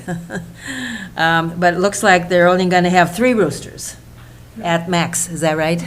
Yeah, and they'd be relocated. So right now, all the roosters are a little bit closer to where those residential structures are located, and the roosters are proposed to be relocated to the north side of the property, which is much further away from the HOA. And goats, I don't know anything about goats and their mannerisms, so. And those are just the things I'm kind of concerned about in representing that area. Thank you, Commissioner Storley. Any further comments or questions? I can just say from attending the meeting that there was really good discussion and a lot of back and forth between the HOA and the applicants, and I feel like, they want to do the right thing and they listen, and I really appreciated all the work that the Planning Commission did with the applicants. Thank you, Commissioner Sullivan. Yeah. Commissioner Hawkins? So there's these 9 conditions in here that they have to follow. Can you tell me, manure management plan provided to and approved by Land Services, and where would somebody go look for them? Yeah. What that entails? Yep. I've never heard of that. I had I had the files with me, and I was going to bring them. I was like, maybe I'll need something. I was like, I don't need to bring everything. But in that file was a manure management guidebook for hobbies, farms, and small farms. And I could have shown you, so. I will go to your office later and look at that, because that interests me, so, Yep, okay, thank yeah, you. But no, I support this. I'm really glad you came up with those 9 conditions. And, I think this is kind of interesting and exciting, and I hope there's no problems down the road. But I like the fact that you thought of ways to mitigate that. So thank you for that. Thank you. And, yeah, my only concerns would be the roosters. I have neighbors with roosters, and they're a third of, they're probably 2/3 of a mile away through the woods downhill, and I hear them very clearly. They don't wake me up, so it's not a nuisance by any means, but they are audible. I think it's reasonable. I don't think the noise is going to be invasive or anything like that, but just so, expectations are clear for the HOA. Yes, please, Neva. Yeah, I would add, I also learned a bit about roosters specifically. I've had other land use cases with chickens before, but not with roosters. And so the roosters really actually perform a very important role with the pecking order management and protection of the flock. And they said that they didn't have roosters at first, and then once they got roosters, everybody kind of calmed down a little bit. So it serves a pretty functional purpose both for propagation and for herd management. Thank you for pointing that out. Land use. All true. Yeah. Nothing more to say about that. Yeah. Very good. Yeah, and I echo Commissioner Hawkins' appreciation of the, that list of 9 there. I think that's very helpful for helping manage. And nothing else, I'd entertain a motion here.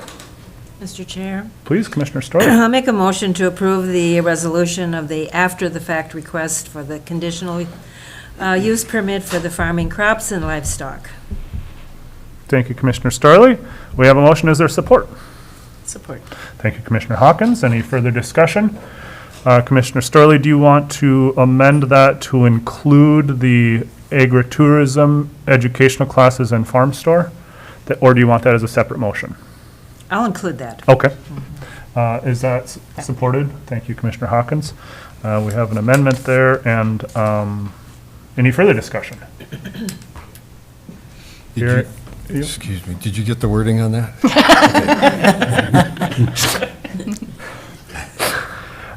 All in favor? Aye. Opposed? Motion passes unanimously. Thank you. Moving on to item C here. Yes, so item C is a request for an interim use permit, different from the conditional use permits that we just reviewed, for a small-scale vehicle and metal recycling operation off the Double Track Road in the FAR 3 zone district. The Planning Commission first reviewed this application at its August 10th meeting, and then after receiving the public comments, decided that they would like to see an on-site demonstration. So I believe on September 7th, they went on site and did an on-site demonstration with the applicant to kind of observe the property, the equipment that would be used, and the location of that use in the activity. And then no business was conducted at that meeting. It was just an observational meeting. And then at its September 28th meeting, they resumed the public hearing where, again, they accepted more public comments and had a lot of discussion. Ultimately, they did craft some conditions that they felt comfortable would address a lot of the concerns that had been voiced from the public. And it's for a 1-year approval. So in 1 year, the applicant could come back and reapply. And it's to see how the operation is going. The Planning Commission did express that the use proposed as far as getting junk vehicles out of, the backwoods and getting them processed into markets does serve a public good for Cook County to have a way to get this operation to function. So that was a big component for the approval is kind of a public good aspect of the request. And yeah, I'm more than happy to answer any questions that you may have about the conditions as proposed or the request itself. Thank you. Questions, comments from commissioners? Mr. Hawkins? Yeah, thank you. I know this was a difficult one. This is one of those votes that I struggle with because guess what? I know all parties involved. So I do appreciate the work that your office did in making sure the Planning Commission went to the site.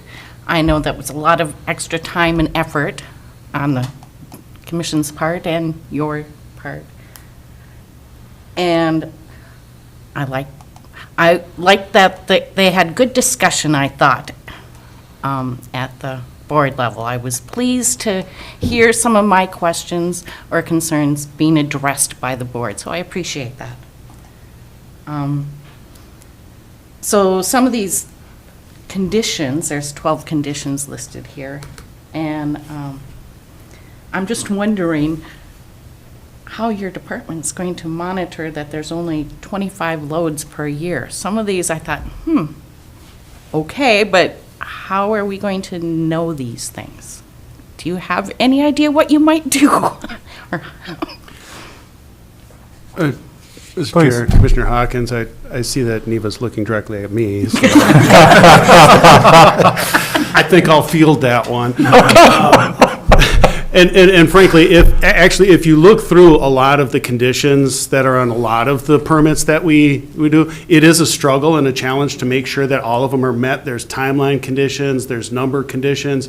We put capacity conditions sometimes on things, and it is a challenge to do. And we rely on, and wouldn't doubt that we would receive feedback from the surrounding area in terms of whether there would be compliance or not.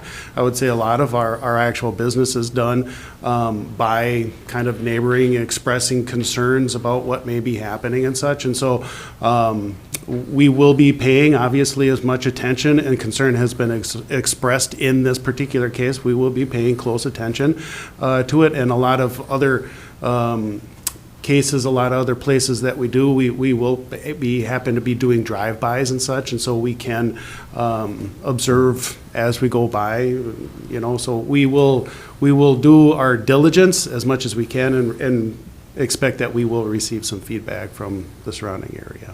Thank you for the clarification, yes. Thank you for the question. Any other questions or comments? I have some comments, Mr. Chair. Please, Commissioner Sullivan. So I'd just like everyone to know, I received my first complaint about this particular issue on July 12th of 2021. That's 15 months ago. And I've received 19 complaints, one of them yesterday, that there was activity at the site over the weekend, and that I can't confirm or not. That was just reported.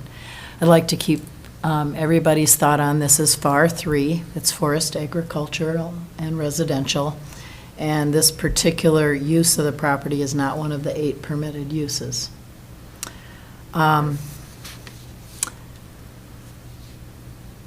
There are some environmental concerns I have. This is close to the Little Devil Track watershed. And right now, although it's in process and it's not official yet, we're working on the development of a watershed plan for Little Devil Track to look at impairment. So I think it's really important we think about the natural features of the area and the environmental concerns. I also was at the demonstration that Ms. Maxwell talked about for the Planning Commission, and not all elements of the application were performed on that day. The story changed as to whether cars were being crushed or compressed or not. And so I'd just like you to consider that as you think about this particular application. Thank you. Thank you, Commissioner Sullivan. Now there are 2 again. Do you have any questions or comments, Commissioner Storley? Yeah, I do have concerns for the neighbors, for the environment, for just having some acknowledgement from the owner that these guidelines will be adhered to, because it hasn't in the past. He's been working, according to someone that I talked to, he was working pretty diligent over the weekend. So is he willing now to give up the weekends and the time involved from 5 to 9? I don't know. It is for a year, so I'm willing to give anybody a chance for a year and then find out some feedback as we go along with that. And then, of course, planning and zoning would be called upon if there's things happening that really shouldn't be happening. So it's a difficult one, I would say. Yeah, and I certainly share concerns. And part of what we're trying to do here is work with all parties involved to try to get some kind of resolution or solution that can work and that we can have parameters set to and then enforced. And without having the permit, it's a very restrictive parameters. As Commissioner Sullivan pointed out, it's not allowed. Now, this permit could give an opportunity to work within parameters, and so it's really on that property owner and permit application or applicants to adhere to these, to really demonstrate it. And like you said, that 1 year limitation on it put some pressure to work within these conditions. So I would really like to try to bring people into the fold and to work with people to make things happen. We also do need to respect the concerns of the neighborhood. I am very impressed with the Planning Commission and the extra work that was put in and with staff. Director Nelson, please. Yeah, thank you, Mr. Chair. And just in addressing, the permitted and conditional and type of uses, while it's not within the permitted uses, we do have this ability to go ahead and process it. Actually, wood chipping, debarking, other types of noise-making activities are allowed as conditional or interim uses as well. With regards to that demonstration and the fact that not everything had been included, that helped actually craft. That's why there are 12 conditions that are on there, because they wanted to identify and kind of stay within the parameters of what they had observed on there.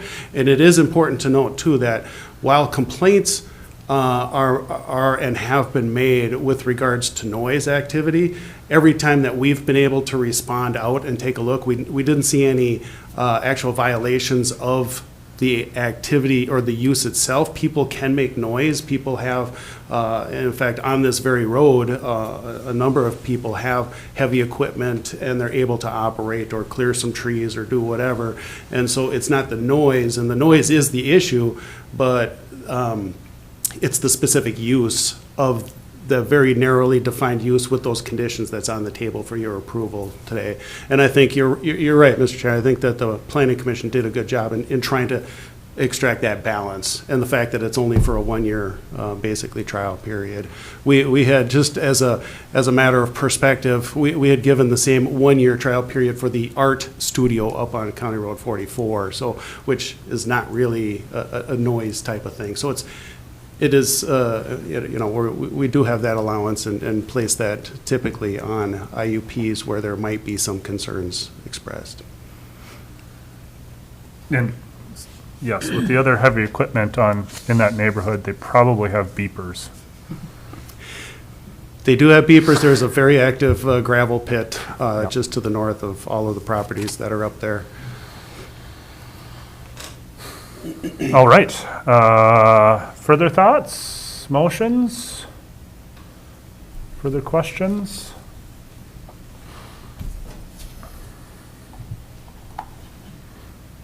Okay, I'll make the motion to approve the resolution for a 1 year interim use permit with all the conditions that were presented. I'm not going to read it all, but.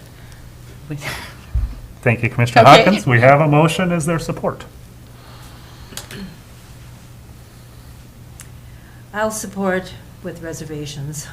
Thank you, Commissioner Stoyler. We have a motion and support. Further discussion? Not a difficult, not an easy one, but kind of as I was saying before, I think it's important to try to allow a path for compliance and cooperation amongst neighbors. I think this is a good way to strike that balance, as Director Nelson put. And I'd just like to say, I appreciate the fact that you worked with the applicant to maybe move it away from the neighbor's house more. I'm hoping that works. Yeah, and this is kind of what it's all about, how we all can work together and try to make things happen. So I really appreciate your work there. All right, I'll call it to a vote then. All in favor? Aye. Opposed? Motion passes 3-1. Thank you.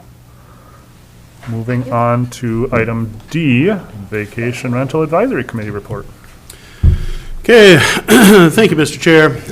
This is yet another one of those items that's a continuing step in the process. This is not the culmination of the process.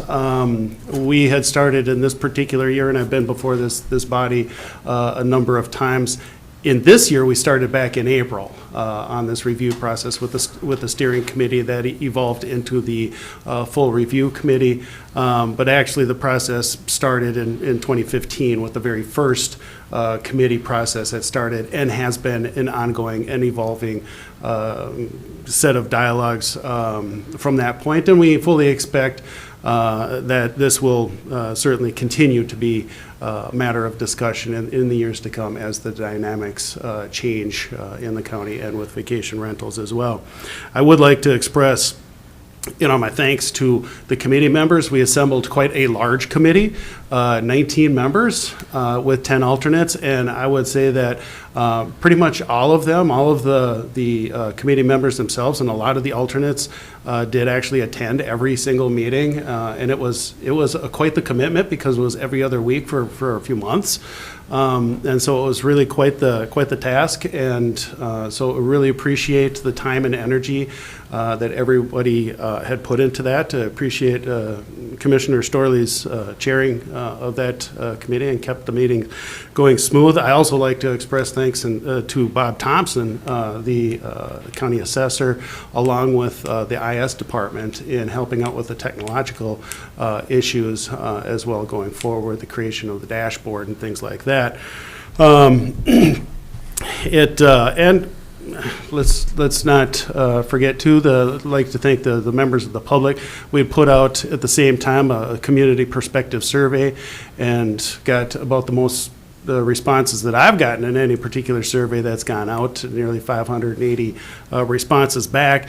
It's difficult. It was a very difficult task to digest all of this, and I know it's really hard for people to believe here that even with 19 people to get everybody to agree as to which direction to go is a monumental task, and of course we don't have unanimous agreement on 5. As we see, it's hard to get unanimous agreement with a body of 4.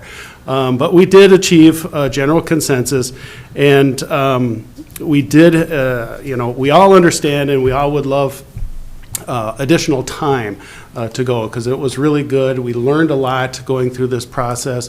I think some of the perspectives had changed. There was some discussion. I know Plowman earlier today talked about the impact of vacation rentals on the housing, and that was my perception coming into this process, is that there was a much larger impact on vacation rentals on the workforce housing than there actually was. And the numbers that were thrown around and digested and evaluated, again, by Bob Thompson and Jason Hale, helped out with that of the HRA. We found that that isn't as much the reality as it was a perception. So that was an interesting note to learn and to take away from that. Another one of the kind of big takeaways is that our ordinance that exists and has existed since 2020, January 1st of 2020, does contain a lot of provisions in it. It is the enforcement side of it that has been kind of suffering a little bit. The enforcement duties of that ordinance, of the ordinance provisions, is a fraction of one position in the department, and that fraction one position hasn't been able to spend as much time as clearly as needed to be to address all of the issues that are associated with that. Another one of the concerns was that of environmental health and septics. And as we had and can report to the board, our county has actually been a great success in the One Watershed, One Plan grant program that we had received in assisting with our septic compliance program.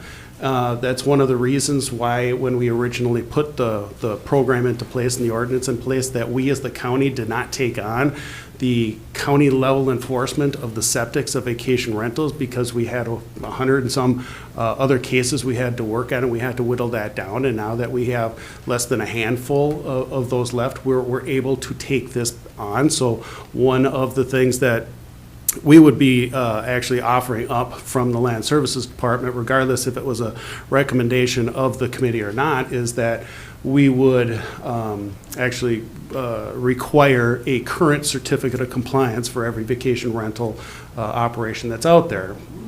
Up through from when our ordinance started until now, we had left that up to the state of Minnesota, the Department of Health, for them to be able to monitor and manage that from the septics. But it's a whole lot easier to do it from the county side, the county perspective, and we're ready to go ahead and do that, so we want to be able to take that on. And that actually is another entity that I'd like to throw out there. in terms of gratitude. The Minnesota Department of Health is kind of stepped up, and they participated in the process as well, and they engaged us in our final meeting and committed to a lot of the actions and working more closely with us to tie and get that consistency between our county and the state with regards to licensing and operations and everything like that. So not only do we have the two members that work on the ground here, we also have their two supervisors that are engaged in our process as well. And so we will be continuing on in discussions with them. What we have before you is the report coming from that committee. And today, you're not being asked to approve any of the recommendations. All you're being asked to is to accept the report and then to send it to the Planning Commission to receive all of the public comments and and set the public hearing for what those changes would be. So the next available Planning Commission public hearing date is November the 16th.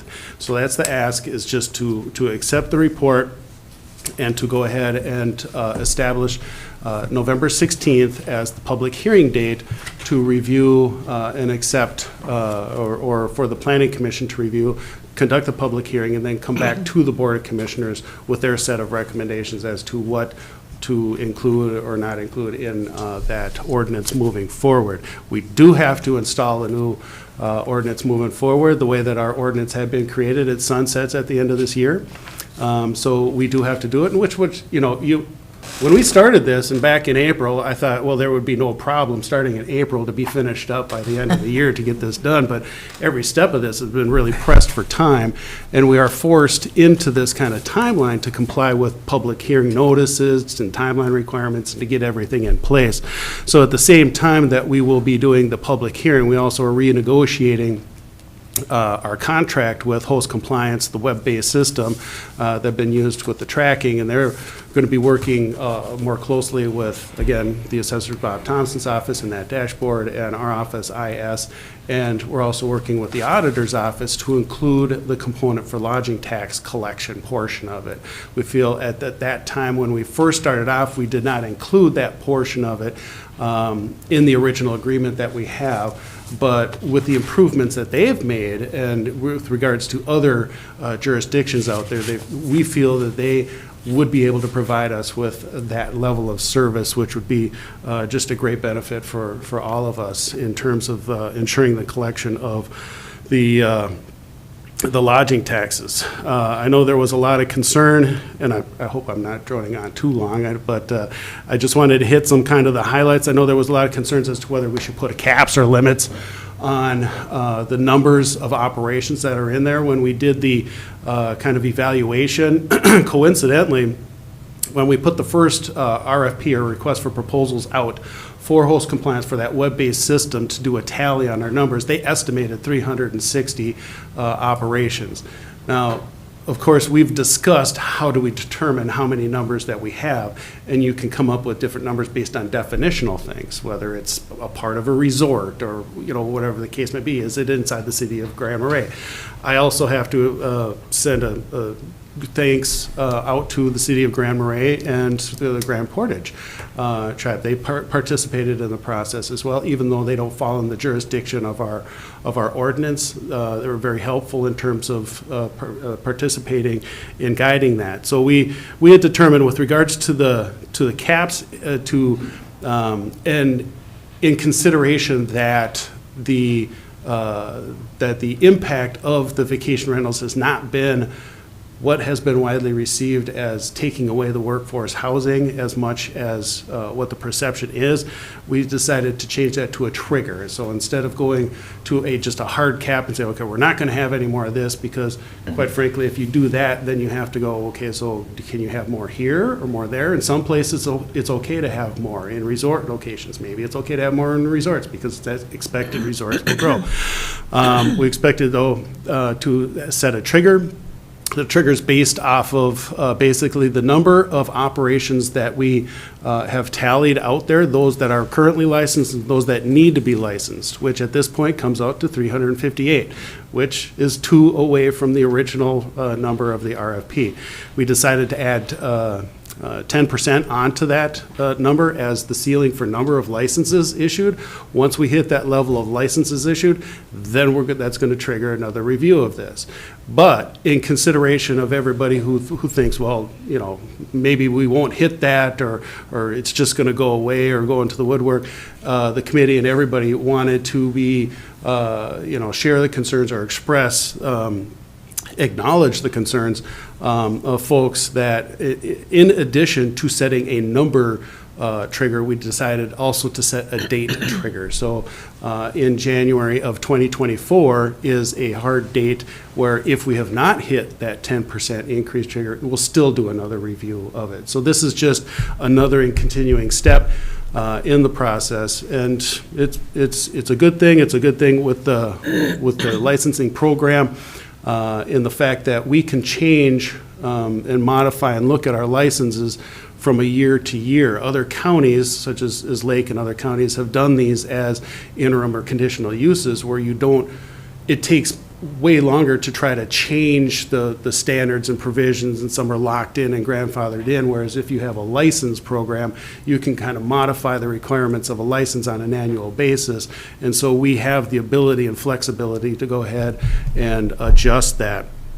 The other thing, and this is the last thing that I'm going to throw out because I need to take a breath, is that they in the fact that they felt enforcement was really primary, that all the provisions and all the issues in the world and such that we look at is great. If we don't have the capability to enforce that, then it really doesn't mean much. And in fact, it's worse for us because it looks as though we're not really doing anything. So they do recommend an increase in the fee, basically doubling from $200 a year now to $400, which would fund the position and the staffing resources to be able to help do all of the enforcement for this as well.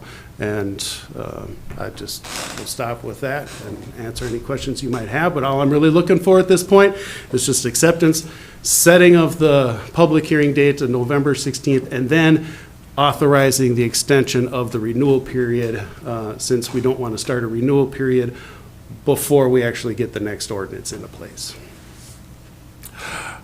Thank you, Director Nelson. Well presented, and Administrator Yorkie, please. Yes, thank you, Mr. Chair. I just wanted to add to your last comment, Tim, the proposal to increase the fee to $400 was done after a survey of other jurisdictions to see what is kind of typical. And that level of permit fee is not unusual. There are a lot of jurisdictions that have that.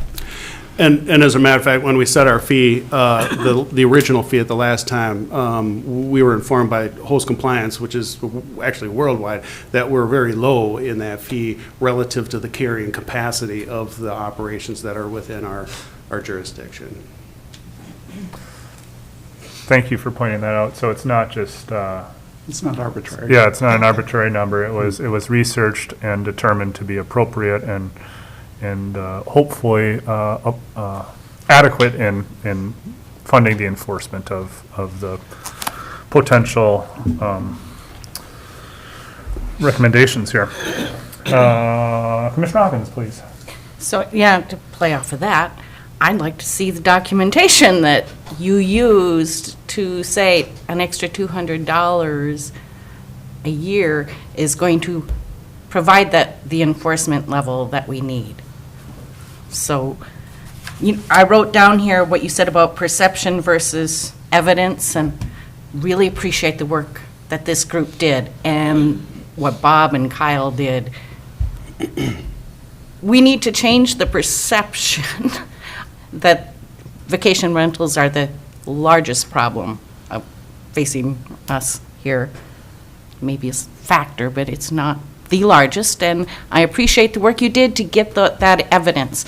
Now I'm asking for the evidence to help me trust that $200 is going to do all of this enforcement that I read about. Please, Director Nelson. Yeah, thank you, Mr. Chair, Commissioner Hawkins.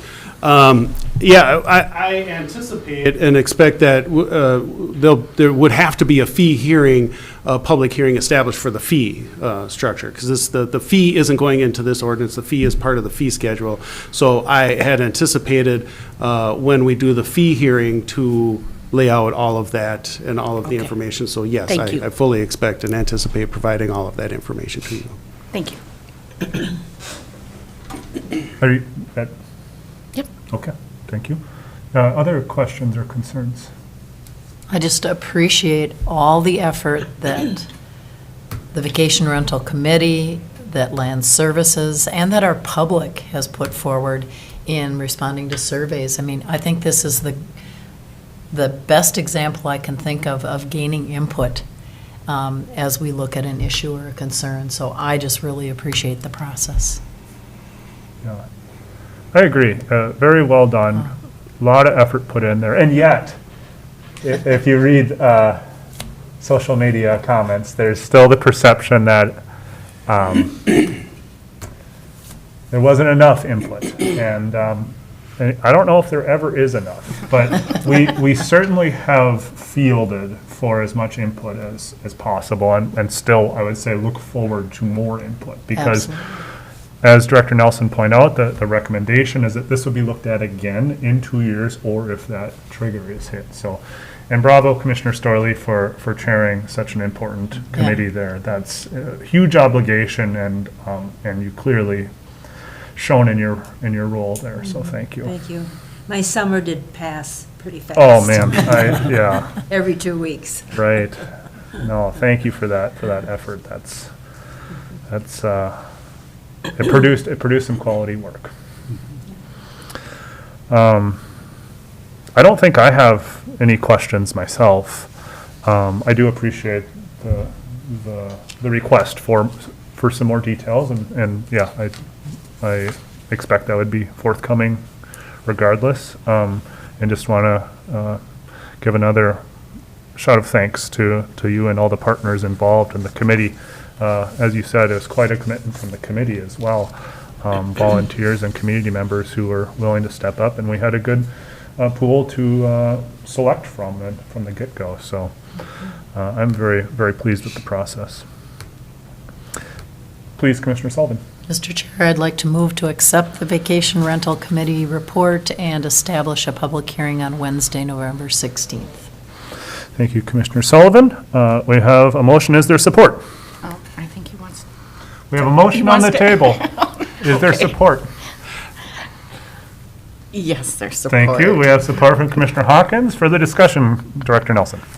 There were the two components in there, and one was to extend the renewal timeline to that, if you wanted to do a separate motion. I would amend my Thank you. motion. Thank you. Is the amendment supported? Yes. Thank you. Thank you for that point. Any further discussion? Hearing or seeing none? All in favor? Aye. Opposed? Motion passes unanimously. Thank you, Mr. Nelson. Have a wonderful day. Thank you. Now we're on to item 10, the auditor, and the first one being SGSD. Thank you, Mr. Chair. This is a request to create a subordinate service district, subordinate government service district for summer maintenance and special services on 1.7 miles of the private Arrowhead Trail Road. The county received a petition from a majority of the owners in the described district earlier this summer to create this district for summer maintenance and special services, starting at the Airy Point Road to the west end of the Arrowhead Private Road. The statute allows two methods for creation of a subordinate service district, either by petition or creation by the county board. The board has chosen to follow the creation by county board, given the issues we've discussed regarding qualified voters, et cetera, and to use the petitions as guidance as to the support of the homeowners there. we've done that in each case for these districts to date. So we held a public hearing on August 23rd to hear comments on whether or not this district should be established, and the comments received at that meeting were in favor. The petition describes those receiving the road service as those with an improvement of either a driveway or a walking path, and so those without an improvement would not be assessed under this proposed district until they've created a driveway or walking path. Financially, the method to assess the property owners, this would be the first in Cook County, would be to use the travel distance assessment rate. And so we'd ask the representative to determine the distance from the intersection of Erie Point Road to each driveway or walking path, and then add those up, and that determines the total distance divided by, you divide each property's distance by that, which gives you then that rate, and then that is multiplied then by the cost each year, which determines the property's assessment. That's in our policy, and this would be the first such district. In the resolution, the Highway Department had a couple of concerns, so they're now included in this resolution.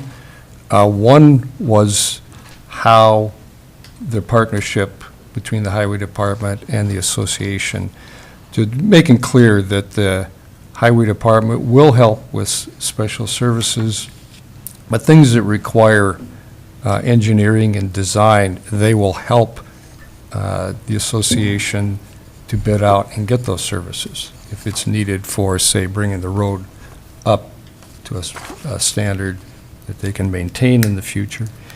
And the other was their concern over the costs of those, and that the representatives make sure that the cost range may be a little wider than what they initially thought, given the expertise of the Highway Department and their thoughts on this. So I think I'll leave it there. You may, if you have any comments, or if the board has comments or questions. Thank you, Auditor Powers. We've had our hearing on this, and we've had committee of the whole discussion. We've had time to think about it and ask some questions. Do we have other questions we'd like to ask at this point, or any thoughts that we'd like to share?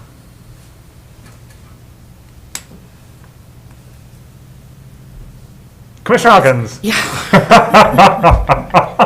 Thank you. I just want to make sure. I mean, engineering costs, design costs, I'm on the Highway Advisory Committee too, and those can be huge. And are you guys really prepared to assess all your neighbors and take that on?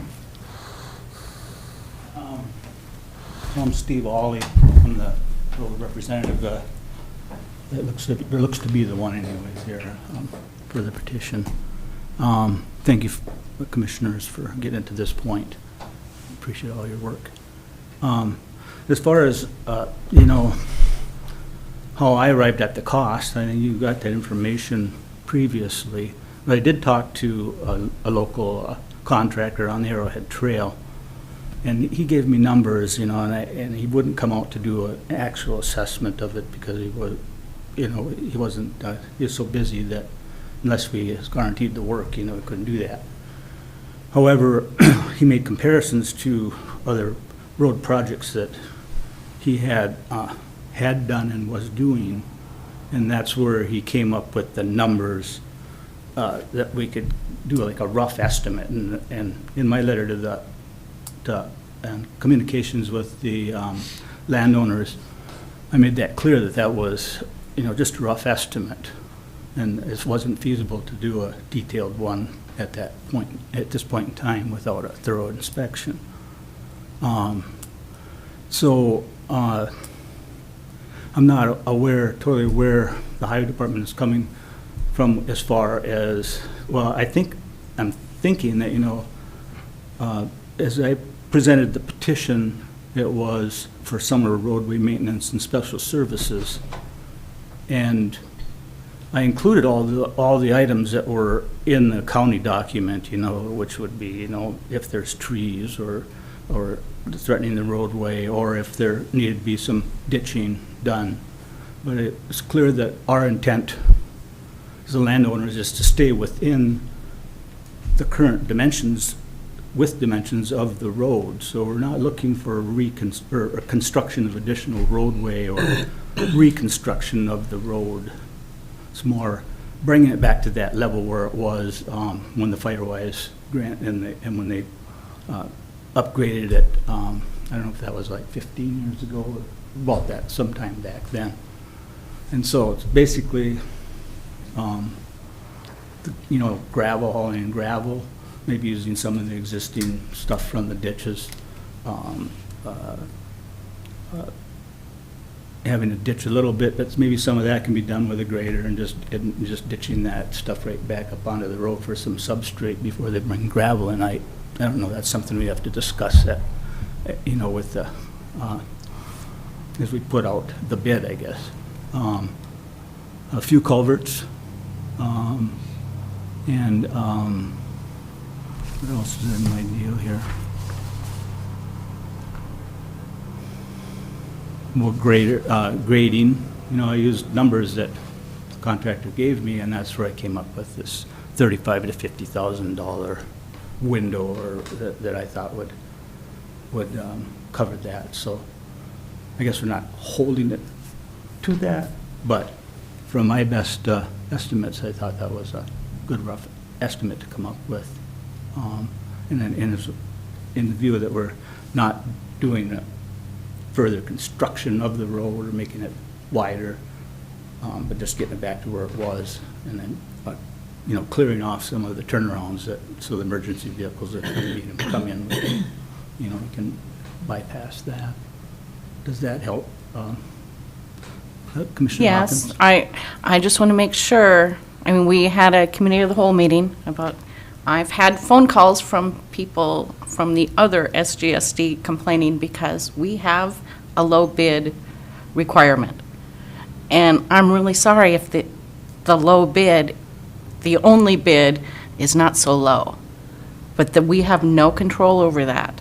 So your contractor, who said it might be 35 to 50, Yeah. if he doesn't bid that amount, if he bids 100 and he's the only one, we're kind of stuck with that. So I just want to put that out there, that all SGSDs need to be aware, you as the contact person need to be aware, your neighbors might not be mad or might not be happy if that bid doesn't come in right. Yeah, so I have a further question. In doing this or submitting for a bid, is there an option to put ceiling on an amount of money that we're willing to come up with, with the assessment thing? Say, well, let's cap it at how much you can do for the upper end of our range. We've never. So you could reject the bid if it didn't come in under, but if it came in above that. I'd want the highway department in the room before I made a statement on that. I've never heard that before. It seems reasonable, you're doing it yourself, but I'd want their opinion on how they would see that. So I think. And what I'm hearing is that you gathered numbers for some getting it up to snuff costs. But what I am hearing from the highway department is they have concerns about engineering costs, Right. which I don't think were probably included in the contractor's estimate. And so that's maybe where the engineering department's concerns are, is there could be additional costs that were not factored in. Am I hearing that correctly?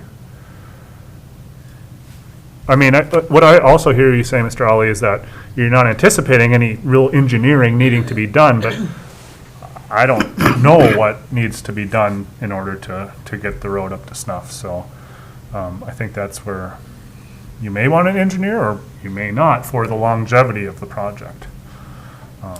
So there's that.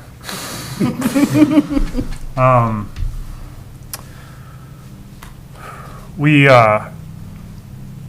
if there is enough level of concern, we are in a position to table this, to gather more information, both for your benefit and our highway department's benefit, if you think that may be prudent.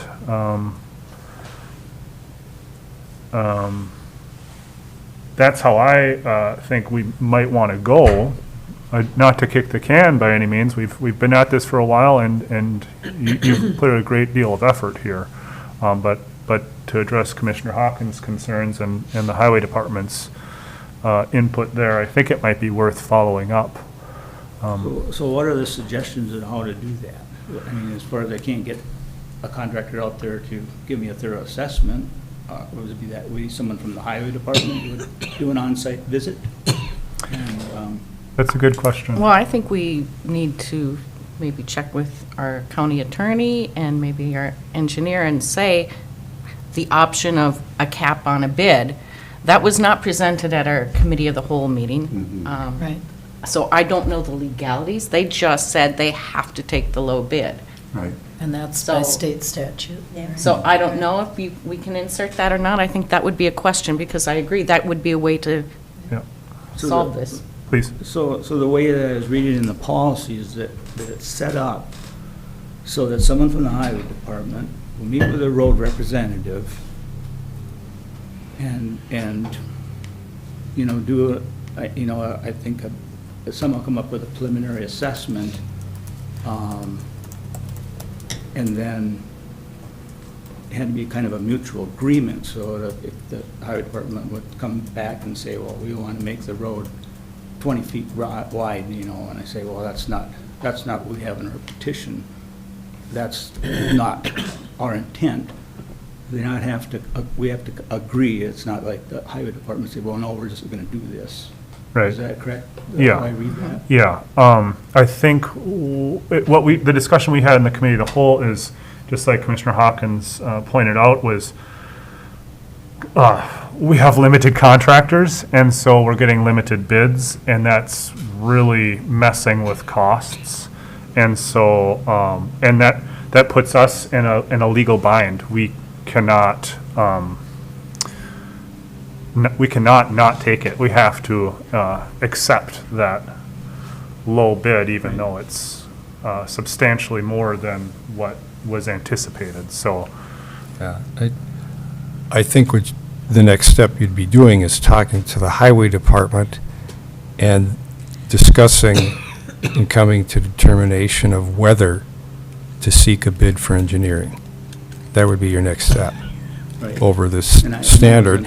And I think, yeah, and if you did that, probably how that would be designed is you would try to determine the costs for various, the exact things you're talking about that you want to improve. I don't think the highway department's going to go out and do that with you, an assessment, but they'll help you get someone to do that assessment if you both agree that you need that.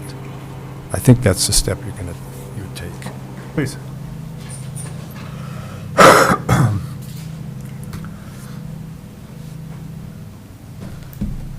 Myron Bersheim, good morning. Thanks for having us. Good morning. I was involved with the Firewise grant. That's why I'm offering at least my experience with that. I did also talk to our highway engineer at the beginning of this process. And I know that Steve and I have talked about this extensively. I guess it's our assumption that we do not anticipate any engineering. And in my conversation with Mr. Haas early on was he gave me some numbers, but they were for a county road. And so I guess if the county's going to provide engineering, they would do it. You wouldn't contract that out. I don't think they're committed to do that. That's what they told me. So if they're saying there's engineering to be done, I would assume the county would have to assist us with that. So we're sort of going down a road that is a little confusing based upon my experience. When we did this road in the beginning, we came up with specs, and they were submitted to the Firewives, and that was to have, bypasses for emergency, and having a turnaround, and having a certain width, and a certain ditch, and that's what we got. So I guess that's all I can offer is that, I don't know what this means, but there's a lot of confusion, and there could be a lot of work for the highway department if there's, assuming that there's going to be engineering done on it. Yeah, and that's what they made clear, is they're not going to do engineering. Right. But they, if it's needed, they will What help would you. we need it for? I guess that's my question. I couldn't tell you. But if you needed it, they will help you get the engineering by a bid process again, if you need it. Oh, okay. Wow. So we're making a decision based upon whether, No, that's just if it's needed. So Just in the they just resolution, laid it's out. just if it's- Ms. Zimmer has a, My yes. apologies for interrupting. Engineer Haas is watching on live stream, and he said if you wanted to call him on speaker, he would be happy to Answer those questions. We can do that. Thank you. Have to No love apology needed technology. there, April. Well, I just read that one of these whereas here. Yeah. Any request for roadway construction will require an assessment for outside engineering and design services. So It's- roadway construction, you're talking about widening a road. We're not. No, he's not. We Okay, don't want that. I just,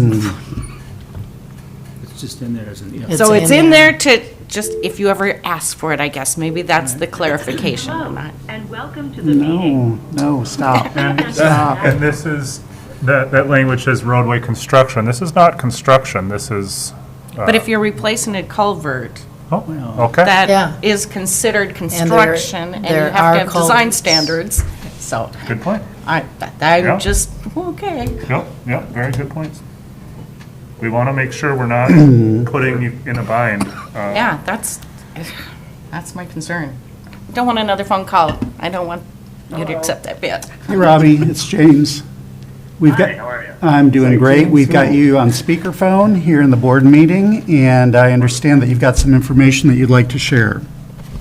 Yeah, I was I'm like a few seconds delayed on the meeting, just playing catch up on it. But I guess I'll provide some information from what I've heard so far and see if I'm missing anything, I guess. So the two things that seem to be brought up right now is engineering costs and also kind of setting a ceiling, I guess, for bid prices. And so as far as the ceiling is concerned, I don't think you can do that.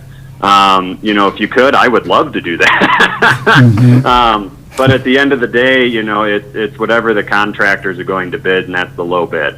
I guess, as an SGSD, you could maybe say, here's our budget, and then if your budget is blown up, then you would have to reassess what you're bidding. We've done that on projects where we get a low bid, it's higher than we think, higher than we thought it was going to be, and then we say, well, okay, we can do it, or, we need to reduce the project size a bit. And then as far as engineering costs are before, that is something that is completely separate from a contractor. Engineering is the people that put the plans together, that say, here's what we should do. The contractors are the one that do the work. And so what our concern was, and I think Mr. Ali addressed it already from what I heard, is when we had, when I had initially read the petition and the amount of work that was listed, our concern was they wanted to do it all at once. And in my opinion, you need somebody to draw some plans up at that point in time. But what I had just heard him say was it was just kind of, that's the broad scope of it, and we just want to address little bits at a time. In that regard, I don't think you would need, to hire an engineer in that case, to hire a firm to put plans together, because then that's no different than any other SGSD. You know, I think he had brought it up of, you know, doing some spot graveling every year, or if it's a culvert replacement, you know, and then that's it for the year. I don't think you need major plans then. And so I just wanted to make sure, am I caught up? Did I miss anything? Well, this is Commissioner Mills. Robbie, thanks for reaching out. How do you draw the line of whether or not an engineer is needed? That's a really good question. I think it's something where, you know, you would from what I gathered from what he had said of, like, basically they're not looking to reconstruct the road. And it, you know, to me it really sounded like it was the road is what it is currently, and it's easy enough to go to a contractor and say, all right, we want to do, you know, put down X amount of gravel in this area. You don't need plans for that.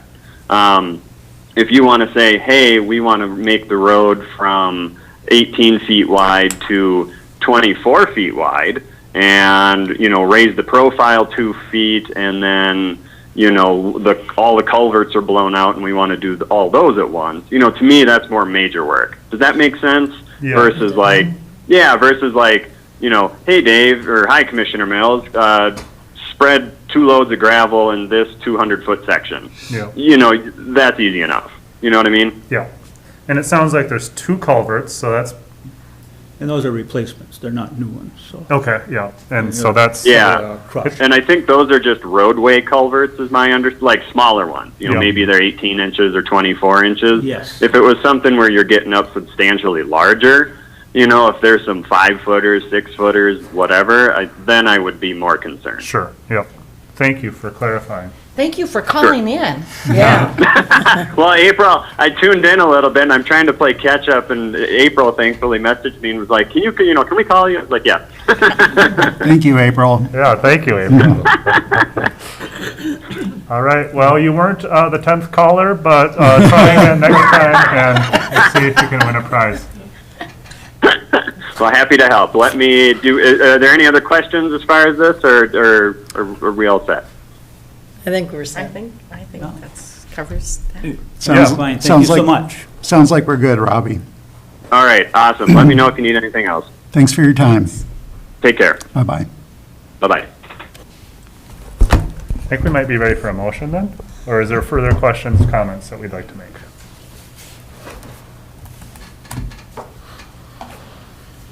I'd like to make a motion to establish by resolution a subordinate government service for summer maintenance and special services on 1.7 miles of the private Arrowhead Trail Road.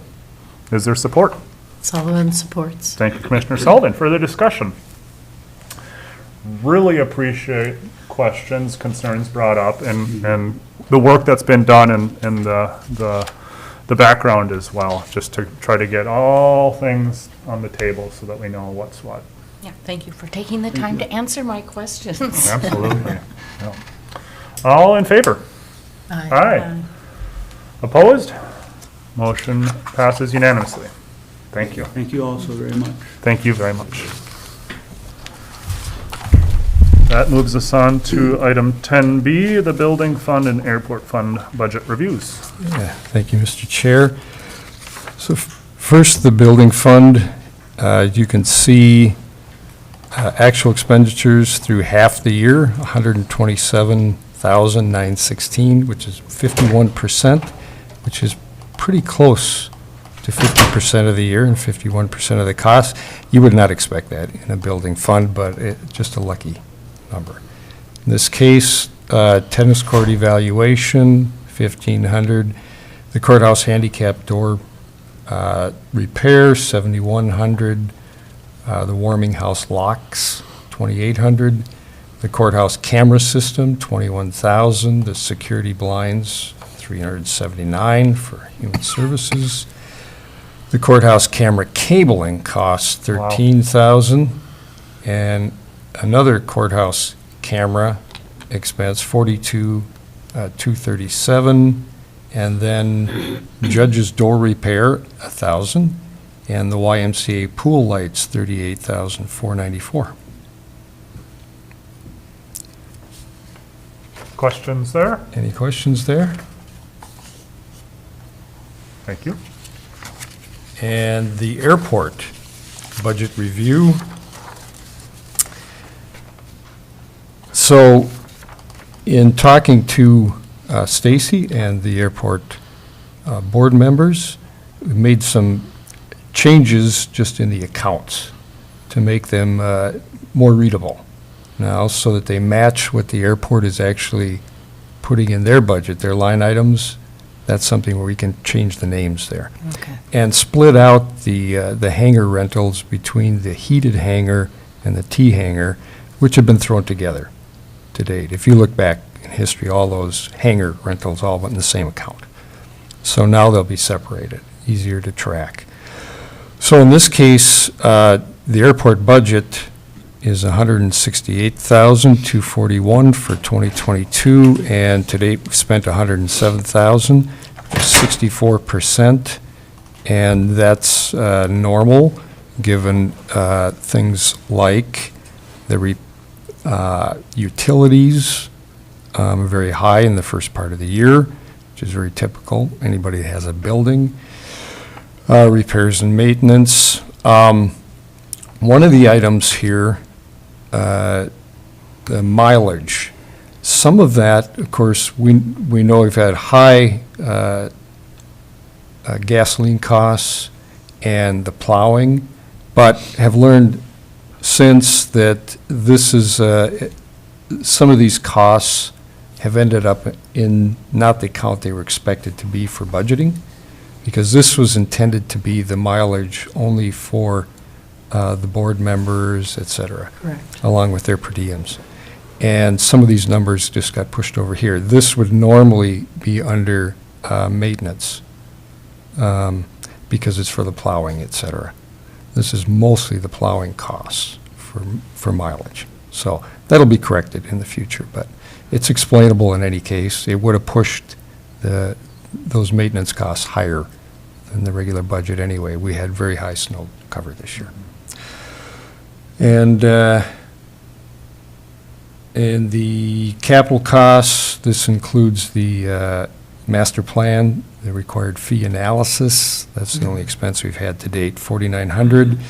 And then the lighting grant, the voltage regulator costs got paid early this year, $15,603. And in repairs and maintenance, the big cost there was the plow parts, $12,945. And some of the fees are not in yet. Rodney calculates some of the fees, in the second half of the year, so it just hasn't happened yet. Right. That's normal, so. And he's looking at some of the other fees just to be certain, as he looked at this report, that everything's done correctly, but so far all looks good. So, any questions? I'd just like to thank Rodney and Karen Blackburn and John Barton for making sure all our questions were answered. Yeah. They pulled together and found out the answers that we all asked. I just want to thank Brady for looking through some of these and answering my questions and being willing to pull some things apart so it more matched the airport absolutely. budget that we were presented. I was just trying to make sure I was looking at the right line item. So Brady was very helpful in helping me figure that out yesterday. Yeah, and it's good that you're all looking at it very closely now, and that it makes sense to separate them out so that you can follow how you budget, how you talk about them, how you think about them, so. All right. As like a general fund review, I would just ask for a motion just to accept the reports. So I'd move to approve the second quarter budget for the building fund and the airport. Thank you, Commissioner Sullivan. We have a motion. Is there support? Support. Thank you, Commissioner Hawkins. We have a motion and support. Any further discussion? Hearing or seeing none. All in favor?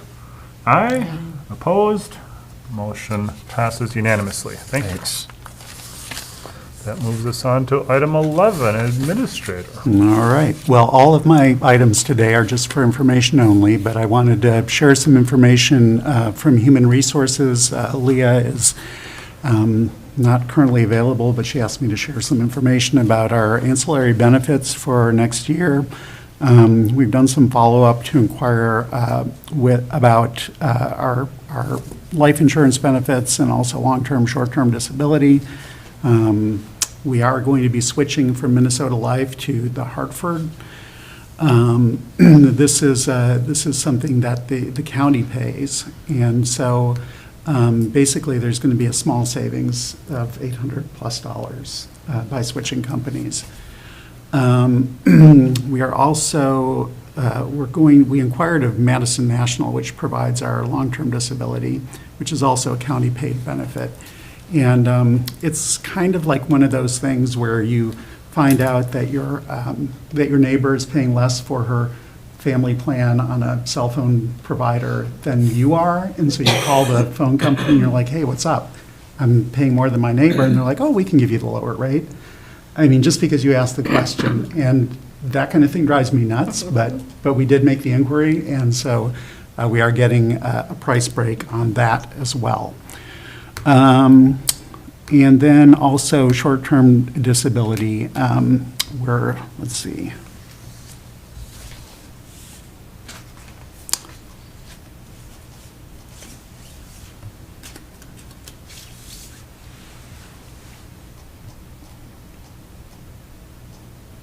Sorry. Short-term disability, those premiums are, I believe, not changing. So some slight savings in both those benefits that are county-paid benefits. So I just wanted you to be aware of that. Thank you. And Commissioner Mills, you're on the benefits committee. Is there anything else you wanted to add? Is there any discussion about those in the last meeting, or?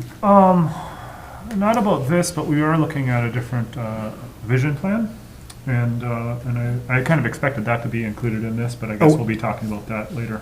Well, I thought it was. Leah did mention that. Yeah, that's in there.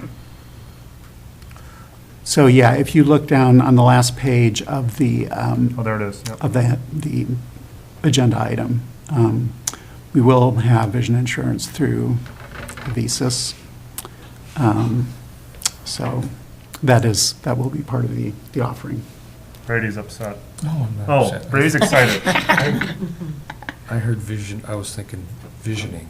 I thought, what kind of a visioning plan? No, we have to. It's like a strategic plan. Yes, like a strategic plan. Strategic plan insurance. So, and then also, I should mention too, the dental policy, the premiums are increasing by 5% next year. So no real surprise there. It was exciting discussion to add the vision insurance, and there was real excitement on the Benefits and Wellness Committee about some of those benefits. Yeah. I think it'll have a significant impact for our employees, and that's something we're always looking to do on the Benefits and Wellness Committee, is how to best serve the employees and what their needs are, and how we can help. Also, I'd just like to say that it's another good example of how staff is doing due diligence and looking at our costs, and if there are ways we can save, and just asking those annoying questions, it gets some results. Right. And so I appreciate Leah going through things. All right. So a few other things to note. So we are continuing work on the capital improvement plan. Our consultant was in town a week before last to finish the building walkthroughs.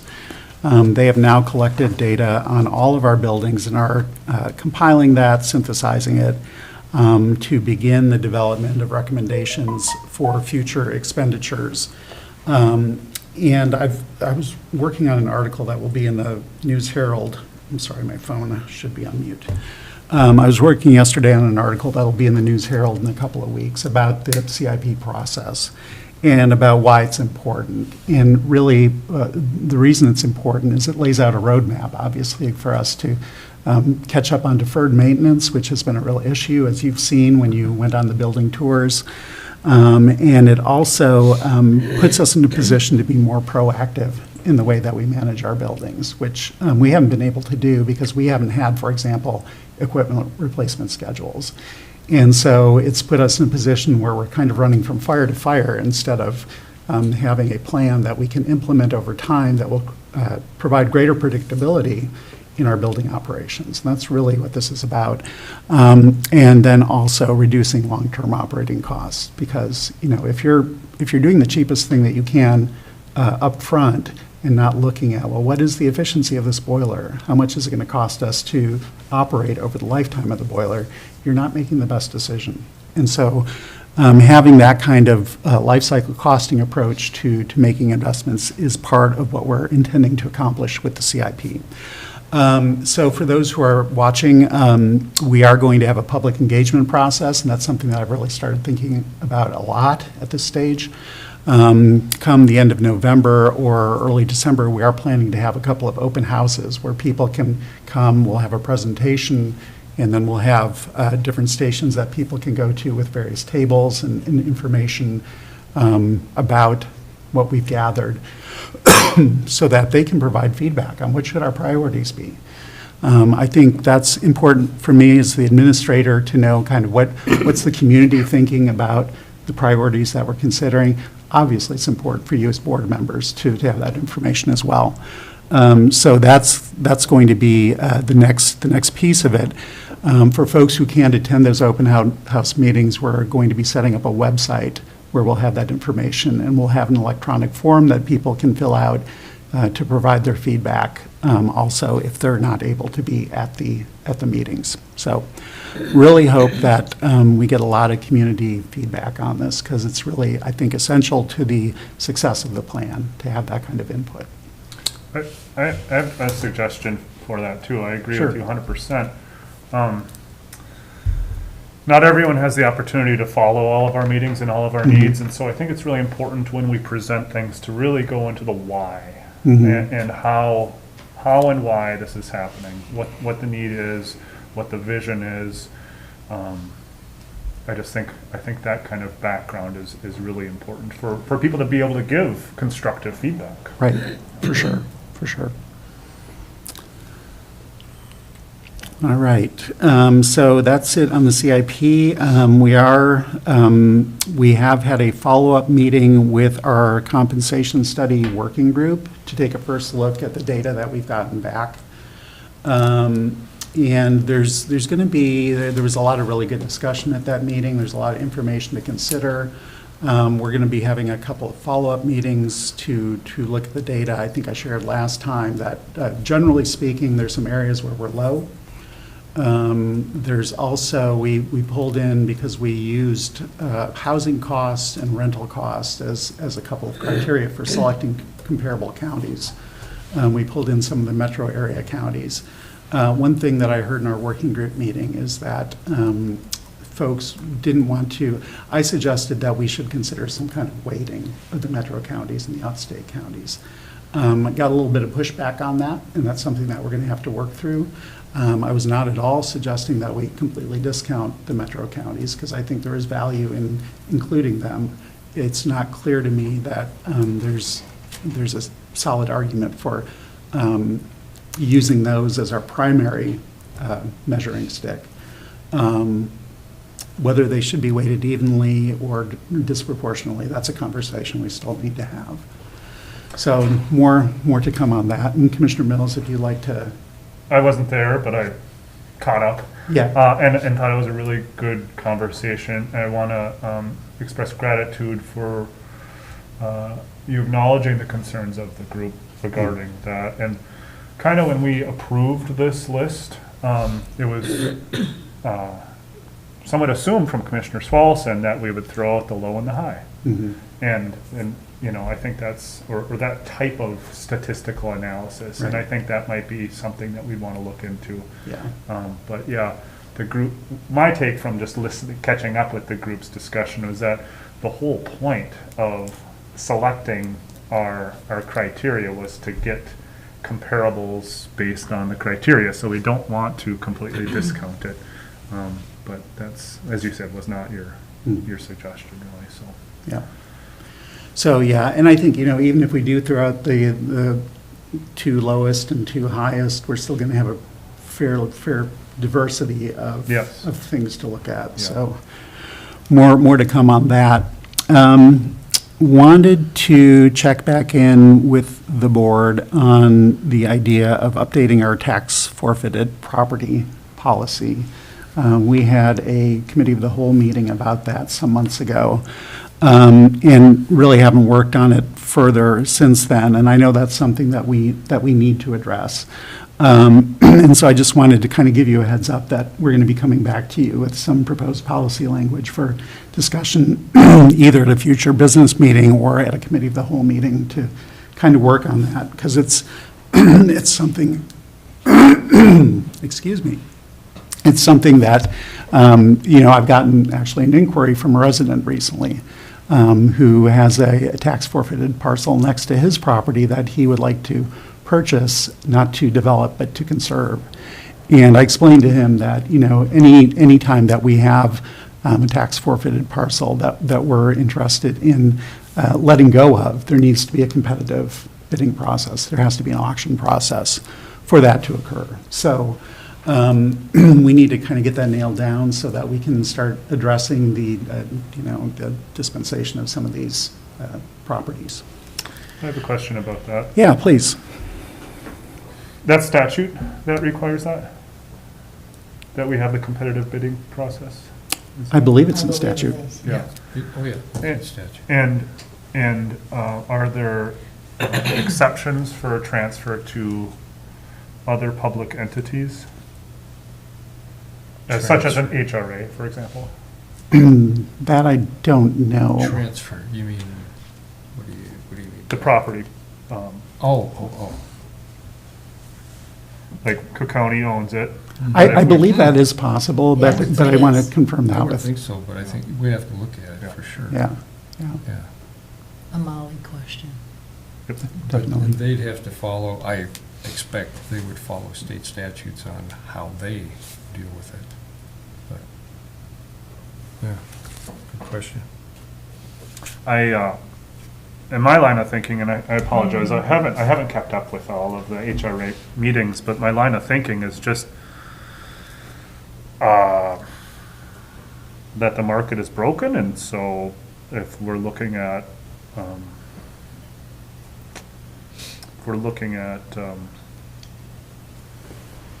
providing some kind of or a pathway for people to afford some housing, you almost have to take it out of the market. And it gets really tricky if the one roof housing, I like that model with the land trust. The HRA right now is not in a position to be a landlord or a developer for that matter. But I think for long-term viability of housing, we need to start looking that way. So, and I don't know if that's been discussed at all, but yeah. Well, it has, and I know that Jason has gone through the tax forfeited list, and Yep. He's not got his eye on all properties are suitable for housing development, but I agree, that should be our number one priority, if it makes sense. If the infrastructure is there, or can be there. So I agree, I don't want to just hold a sale to help a neighbor. Right, Yeah. and that's why we need to finalize the policy. So we'll put that back on the front burner. A couple other things I wanted to let you know about. We did have another meeting of our Labor Management Committee, which is management and our bargaining units getting together in between contract negotiations, talk about issues of mutual interest, and to try to basically build a bridge of better understanding in our shared interest and trying to decide how we can work on some of those issues.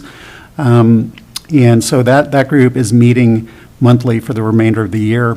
Our last meeting was basically issue identification, things that we want to work on in coming meetings.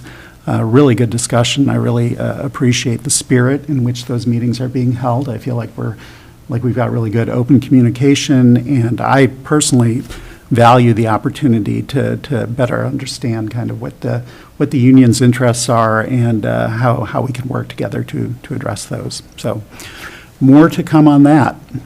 We did have another meeting also of our Human Resources and Payroll software group. Brady's part of that, Leah Ekstrom, Rowan Watkins, and just Lisa Sorley is also part of that. And just getting together to talk about a path forward for upgrading our payroll and HR software. This is not something, I think I mentioned this before, not something that we're going to rush into because it's really easy to do a project and do it wrong and make mistakes that could be avoidable. What we're doing right now is talking to other counties who have recently been through the process of upgrading their software to understand, first of all, what they selected, what is working well for them, what would they do differently. It's rarely good to be first. In a case like this, it's good to be, fourth or fifth to learn from the experience of your peers. And so that's what we're doing. We're reaching out to other counties. Rowan's done some really great work in that regard. And there's a user group that it's a coalition of counties, Minnesota counties, that are dealing with similar IT-related issues. We're going to be sitting in on meetings with that user group and also possibly doing a site visit to one of our peer counties to just kind of sit down and go through the nuts and bolts of what they've done and take as much information as we can from that to inform our own process. No decisions have been made yet to do any improvements. We're really just in an information gathering phase right now. And again, we want to proceed slowly and cautiously to make sure that we don't make any missteps. So very excited about that because I think it has the potential to bring a lot of efficiencies to the work that we do in processing payroll and other HR processes. Right now, we know that we have a lot of redundancy, and that's kind of a consequence of having these different systems that don't communicate well together or don't really integrate at all. We'd like to move away from that to where we're entering data once and it can be shared across platforms and that kind of thing. So excited about that work. I think it's really worthwhile, and I think if we proceed with caution, this is not something that would happen next year, possibly 24 at the earliest. But I have a lot of confidence that taking this methodical approach will put us in a good place. And thank you. That's awesome. Mm-hmm. And I know you're thinking this, but I just want to say it out loud and Commissioner Hawkins has brought it up before, just getting input from the boots on the ground in our organization as well. Sure. I know that you're planning on that, but I just wanted to voice it again. So yeah. It's not. Getting a presentation from a vendor right. who tells you how great their software is not nearly enough. You really have to talk to people who are using it currently and understand how it works and what the shortcomings are that the rep won't tell you about. So. Okay, moving on. I also was approached by staff recently about the possibility of creating a sustainability committee, which I'm very excited about. As you may or may not know, I was a sustainability director for a county in Kansas. That was my first county position some years ago. And this is really about looking at, again, opportunities for operational efficiency. Doing things in a better way that reduces energy costs, operating costs. This group has convened, the first meeting was a month ago, and it was really kind of just ad hoc, like what are the opportunities to be realized by having a sustainability committee. We had our second meeting last week, and there's interest in continuing to have discussions and develop a work plan around sustainability. And I just wanted to make you all aware that we're having those conversations. If they continue, we'll have to look at, how does this group, for example, interact with the building committee? Because there are a lot of opportunities there for energy efficiency projects. And also what are what's the scope of work generally for this committee? We don't want to get together just to talk and and feel awesome about working on sustainability. We want to have some goals, and we want them to mesh with processes and committee activities that are currently going on. So if you have any thoughts about that or concerns, I'd welcome those. Thank you for that. I was in a Zoom meeting last night about zero waste, Mhm. Cook County, and it was mentioned that Cook County had this committee, and I'm like, never heard about it. Yeah, it's brand new, brand new. So thank you for letting us know. And yeah, I think it's an energetic group. Mhm. I look forward to what ideas they can come up with and Yeah. help the building committee make good decisions for the future. Right. Once we start bringing our potential work of scope into focus, we'll share that. And again, we are looking to make sure that this is coordinated with other things that are going on, that it's not just happening in a silo. Right. Have you, and sorry if I missed it, did you broadcast or field interested members of? No, we haven't. So, this started out just, again, as kind of a conversation about what we could do as an organization. We haven't defined the membership. We haven't put out a call broadly to solicit staff involvement in this. But those are steps that we need to take. And I also want to get the Matt involved. That's our management advisory team. In kind of getting their buy-in for the idea of having a committee like this, and also helping define what the membership should be. So excited about that, and I will certainly keep you all posted on things moving forward. Another thing I wanted to bring up, April and I have been looking at the calendar for next year and realizing that the organizational meeting for 23 falls on January 3rd. That's the first Tuesday of the year, and it's right after the observed New Year holiday, which is January 2nd this year, because New Year's falls on a Sunday. And so just wanted to kind of put a bug in your ear that that's coming up, and to be thinking about that. I think we can probably get things organized in advance of that, even though we'll be coming back from a holiday. I think we can have things ready to go for that meeting on the first Tuesday, the 3rd. So, any questions or concerns about that?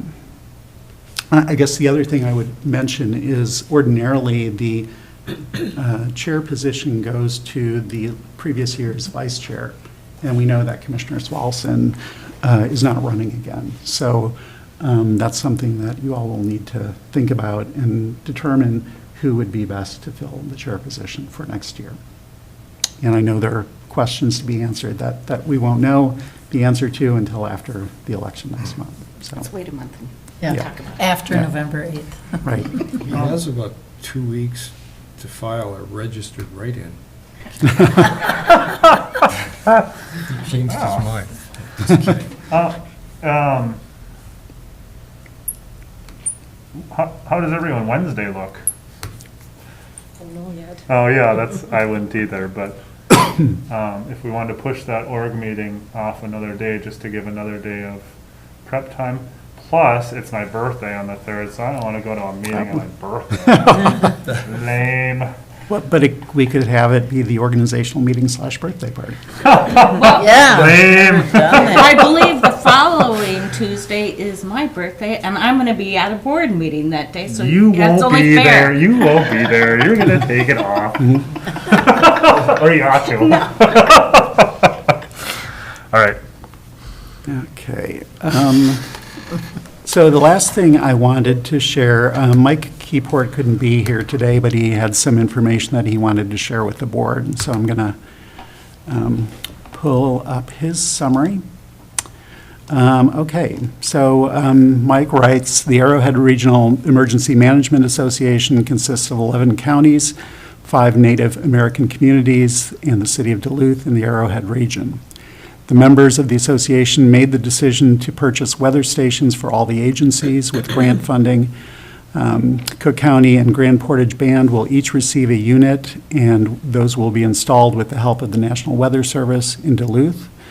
This is good news, as emergency management will have direct access to weather conditions in our county, and the National Weather Service of Duluth will also have access to those weather stations. He mentions that we did have the active shooter armed intruder training and drill on September 21st and 22nd. There were many good discussions and questions during the classroom sessions, and great participation in the drill. Emergency management received some very useful feedback from employees, and these concerns, suggestions, and ideas will be addressed. And then lastly, the Minnesota Homeland Security and Emergency Management and FEMA will be here on October 19th to finalize reimbursement costs incurred by the county from the flooding that occurred in May. And that concludes my report. Thank you. Any questions for Administrator Yorkie? Or concerns you want to bring up? Else we'll move on to item 12, employee concerns, commissioner concerns. First one, commissioner reports, meeting updates. Anyone have something they'd update or want to report on? I have one item, Mr. Chair. Recently, actually last week, I got an email from the Forest Legacy Program Coordinator for the DNR. That's a new position I hadn't heard of. And this individual indicated that they've had a program for forest conservation easements in the state of Minnesota for 25 years. They have never had anyone in Cook County apply for one of those programs.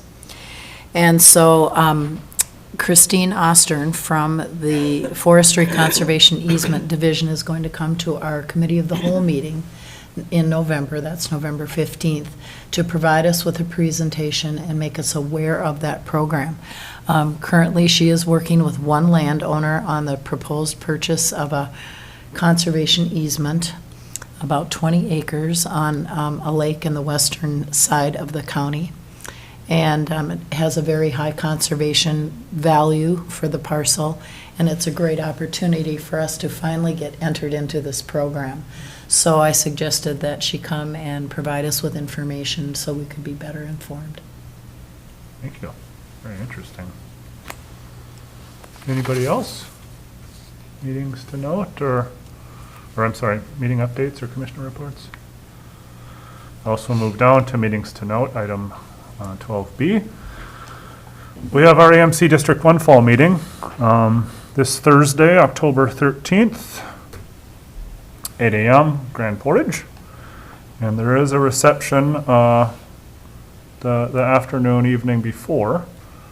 I am not certain that I'll be able to make the reception myself, but... I will not either. Okay. So I think there will definitely be two of us there, Commissioner Storley and I. Oh, There'll thank be you. an opportunity to tour the Little Spirit Cedar Tree for commissioners and also AMC staff as well. And then following that will be the reception in the lakeside room that's just east of the dining room. And we'll be giving hors d'oeuvres and opportunities to just visit with everyone. Yeah, and thank you for orchestrating or the work that you've done. There are certainly costs associated with this. And I think that's something that we as a board should have in our commissioner's budget to be able to host these types of things. That isn't the case this year or proposed for next year. I don't know how we can resolve that, but it's, I'm sure it's nothing to sneeze at. So it would be helpful for me to understand about how much those costs are and how many we could expect to host in coming years too. We don't do it very often because we have 11 different counties, so Sure. it'll be a while. So it is time though to think about how much on our part does Right. something like that cost. And Yeah. we just got a notice from Ryan about the schedule, Mhm. so everybody knows about that. Oh, thank you.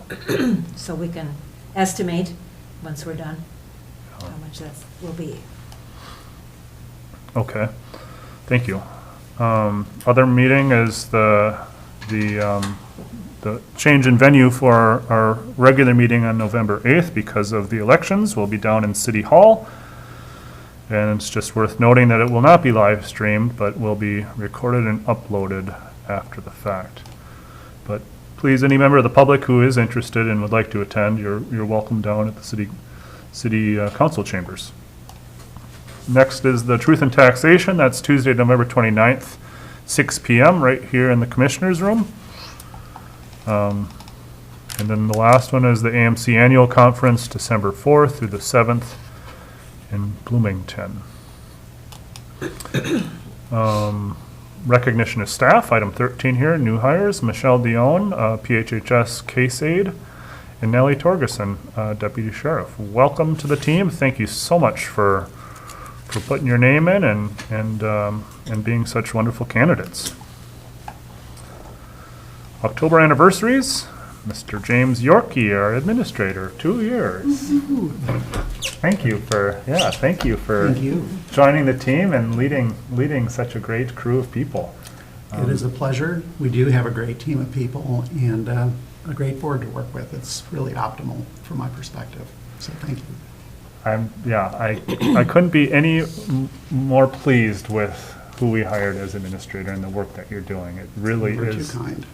It's a night and day change, and just, cultural change takes time, and I really believe you are leading that change. So thank you. Kyle Munson, Assessor Office, 1 year. And I feel like I see Kyle often enough that it has to be more than 1 year, but I guess not. Stacy Schmidt, PHHS, 1 year. Thank you, Stacy. Bob Thompson, our assessor, 6 years. And boy, are we lucky to have him. Wonderful experienced individual and just a really sharp mind to look at the data and think critically. And then Ellis Walsh, PHHS, 6 years, also very grateful for your work up in PHHS. And then we have our milestone anniversaries. Mike Running in the Sheriff's Office for 5 years, and hope to keep Mike in the department for many years to come. Anything else, or I'd entertain a motion to adjourn. So moved. Thank you, Commissioner Hawkins. We have a motion. Is there support? Support. Thank you, Commissioner Storley. We are adjourned.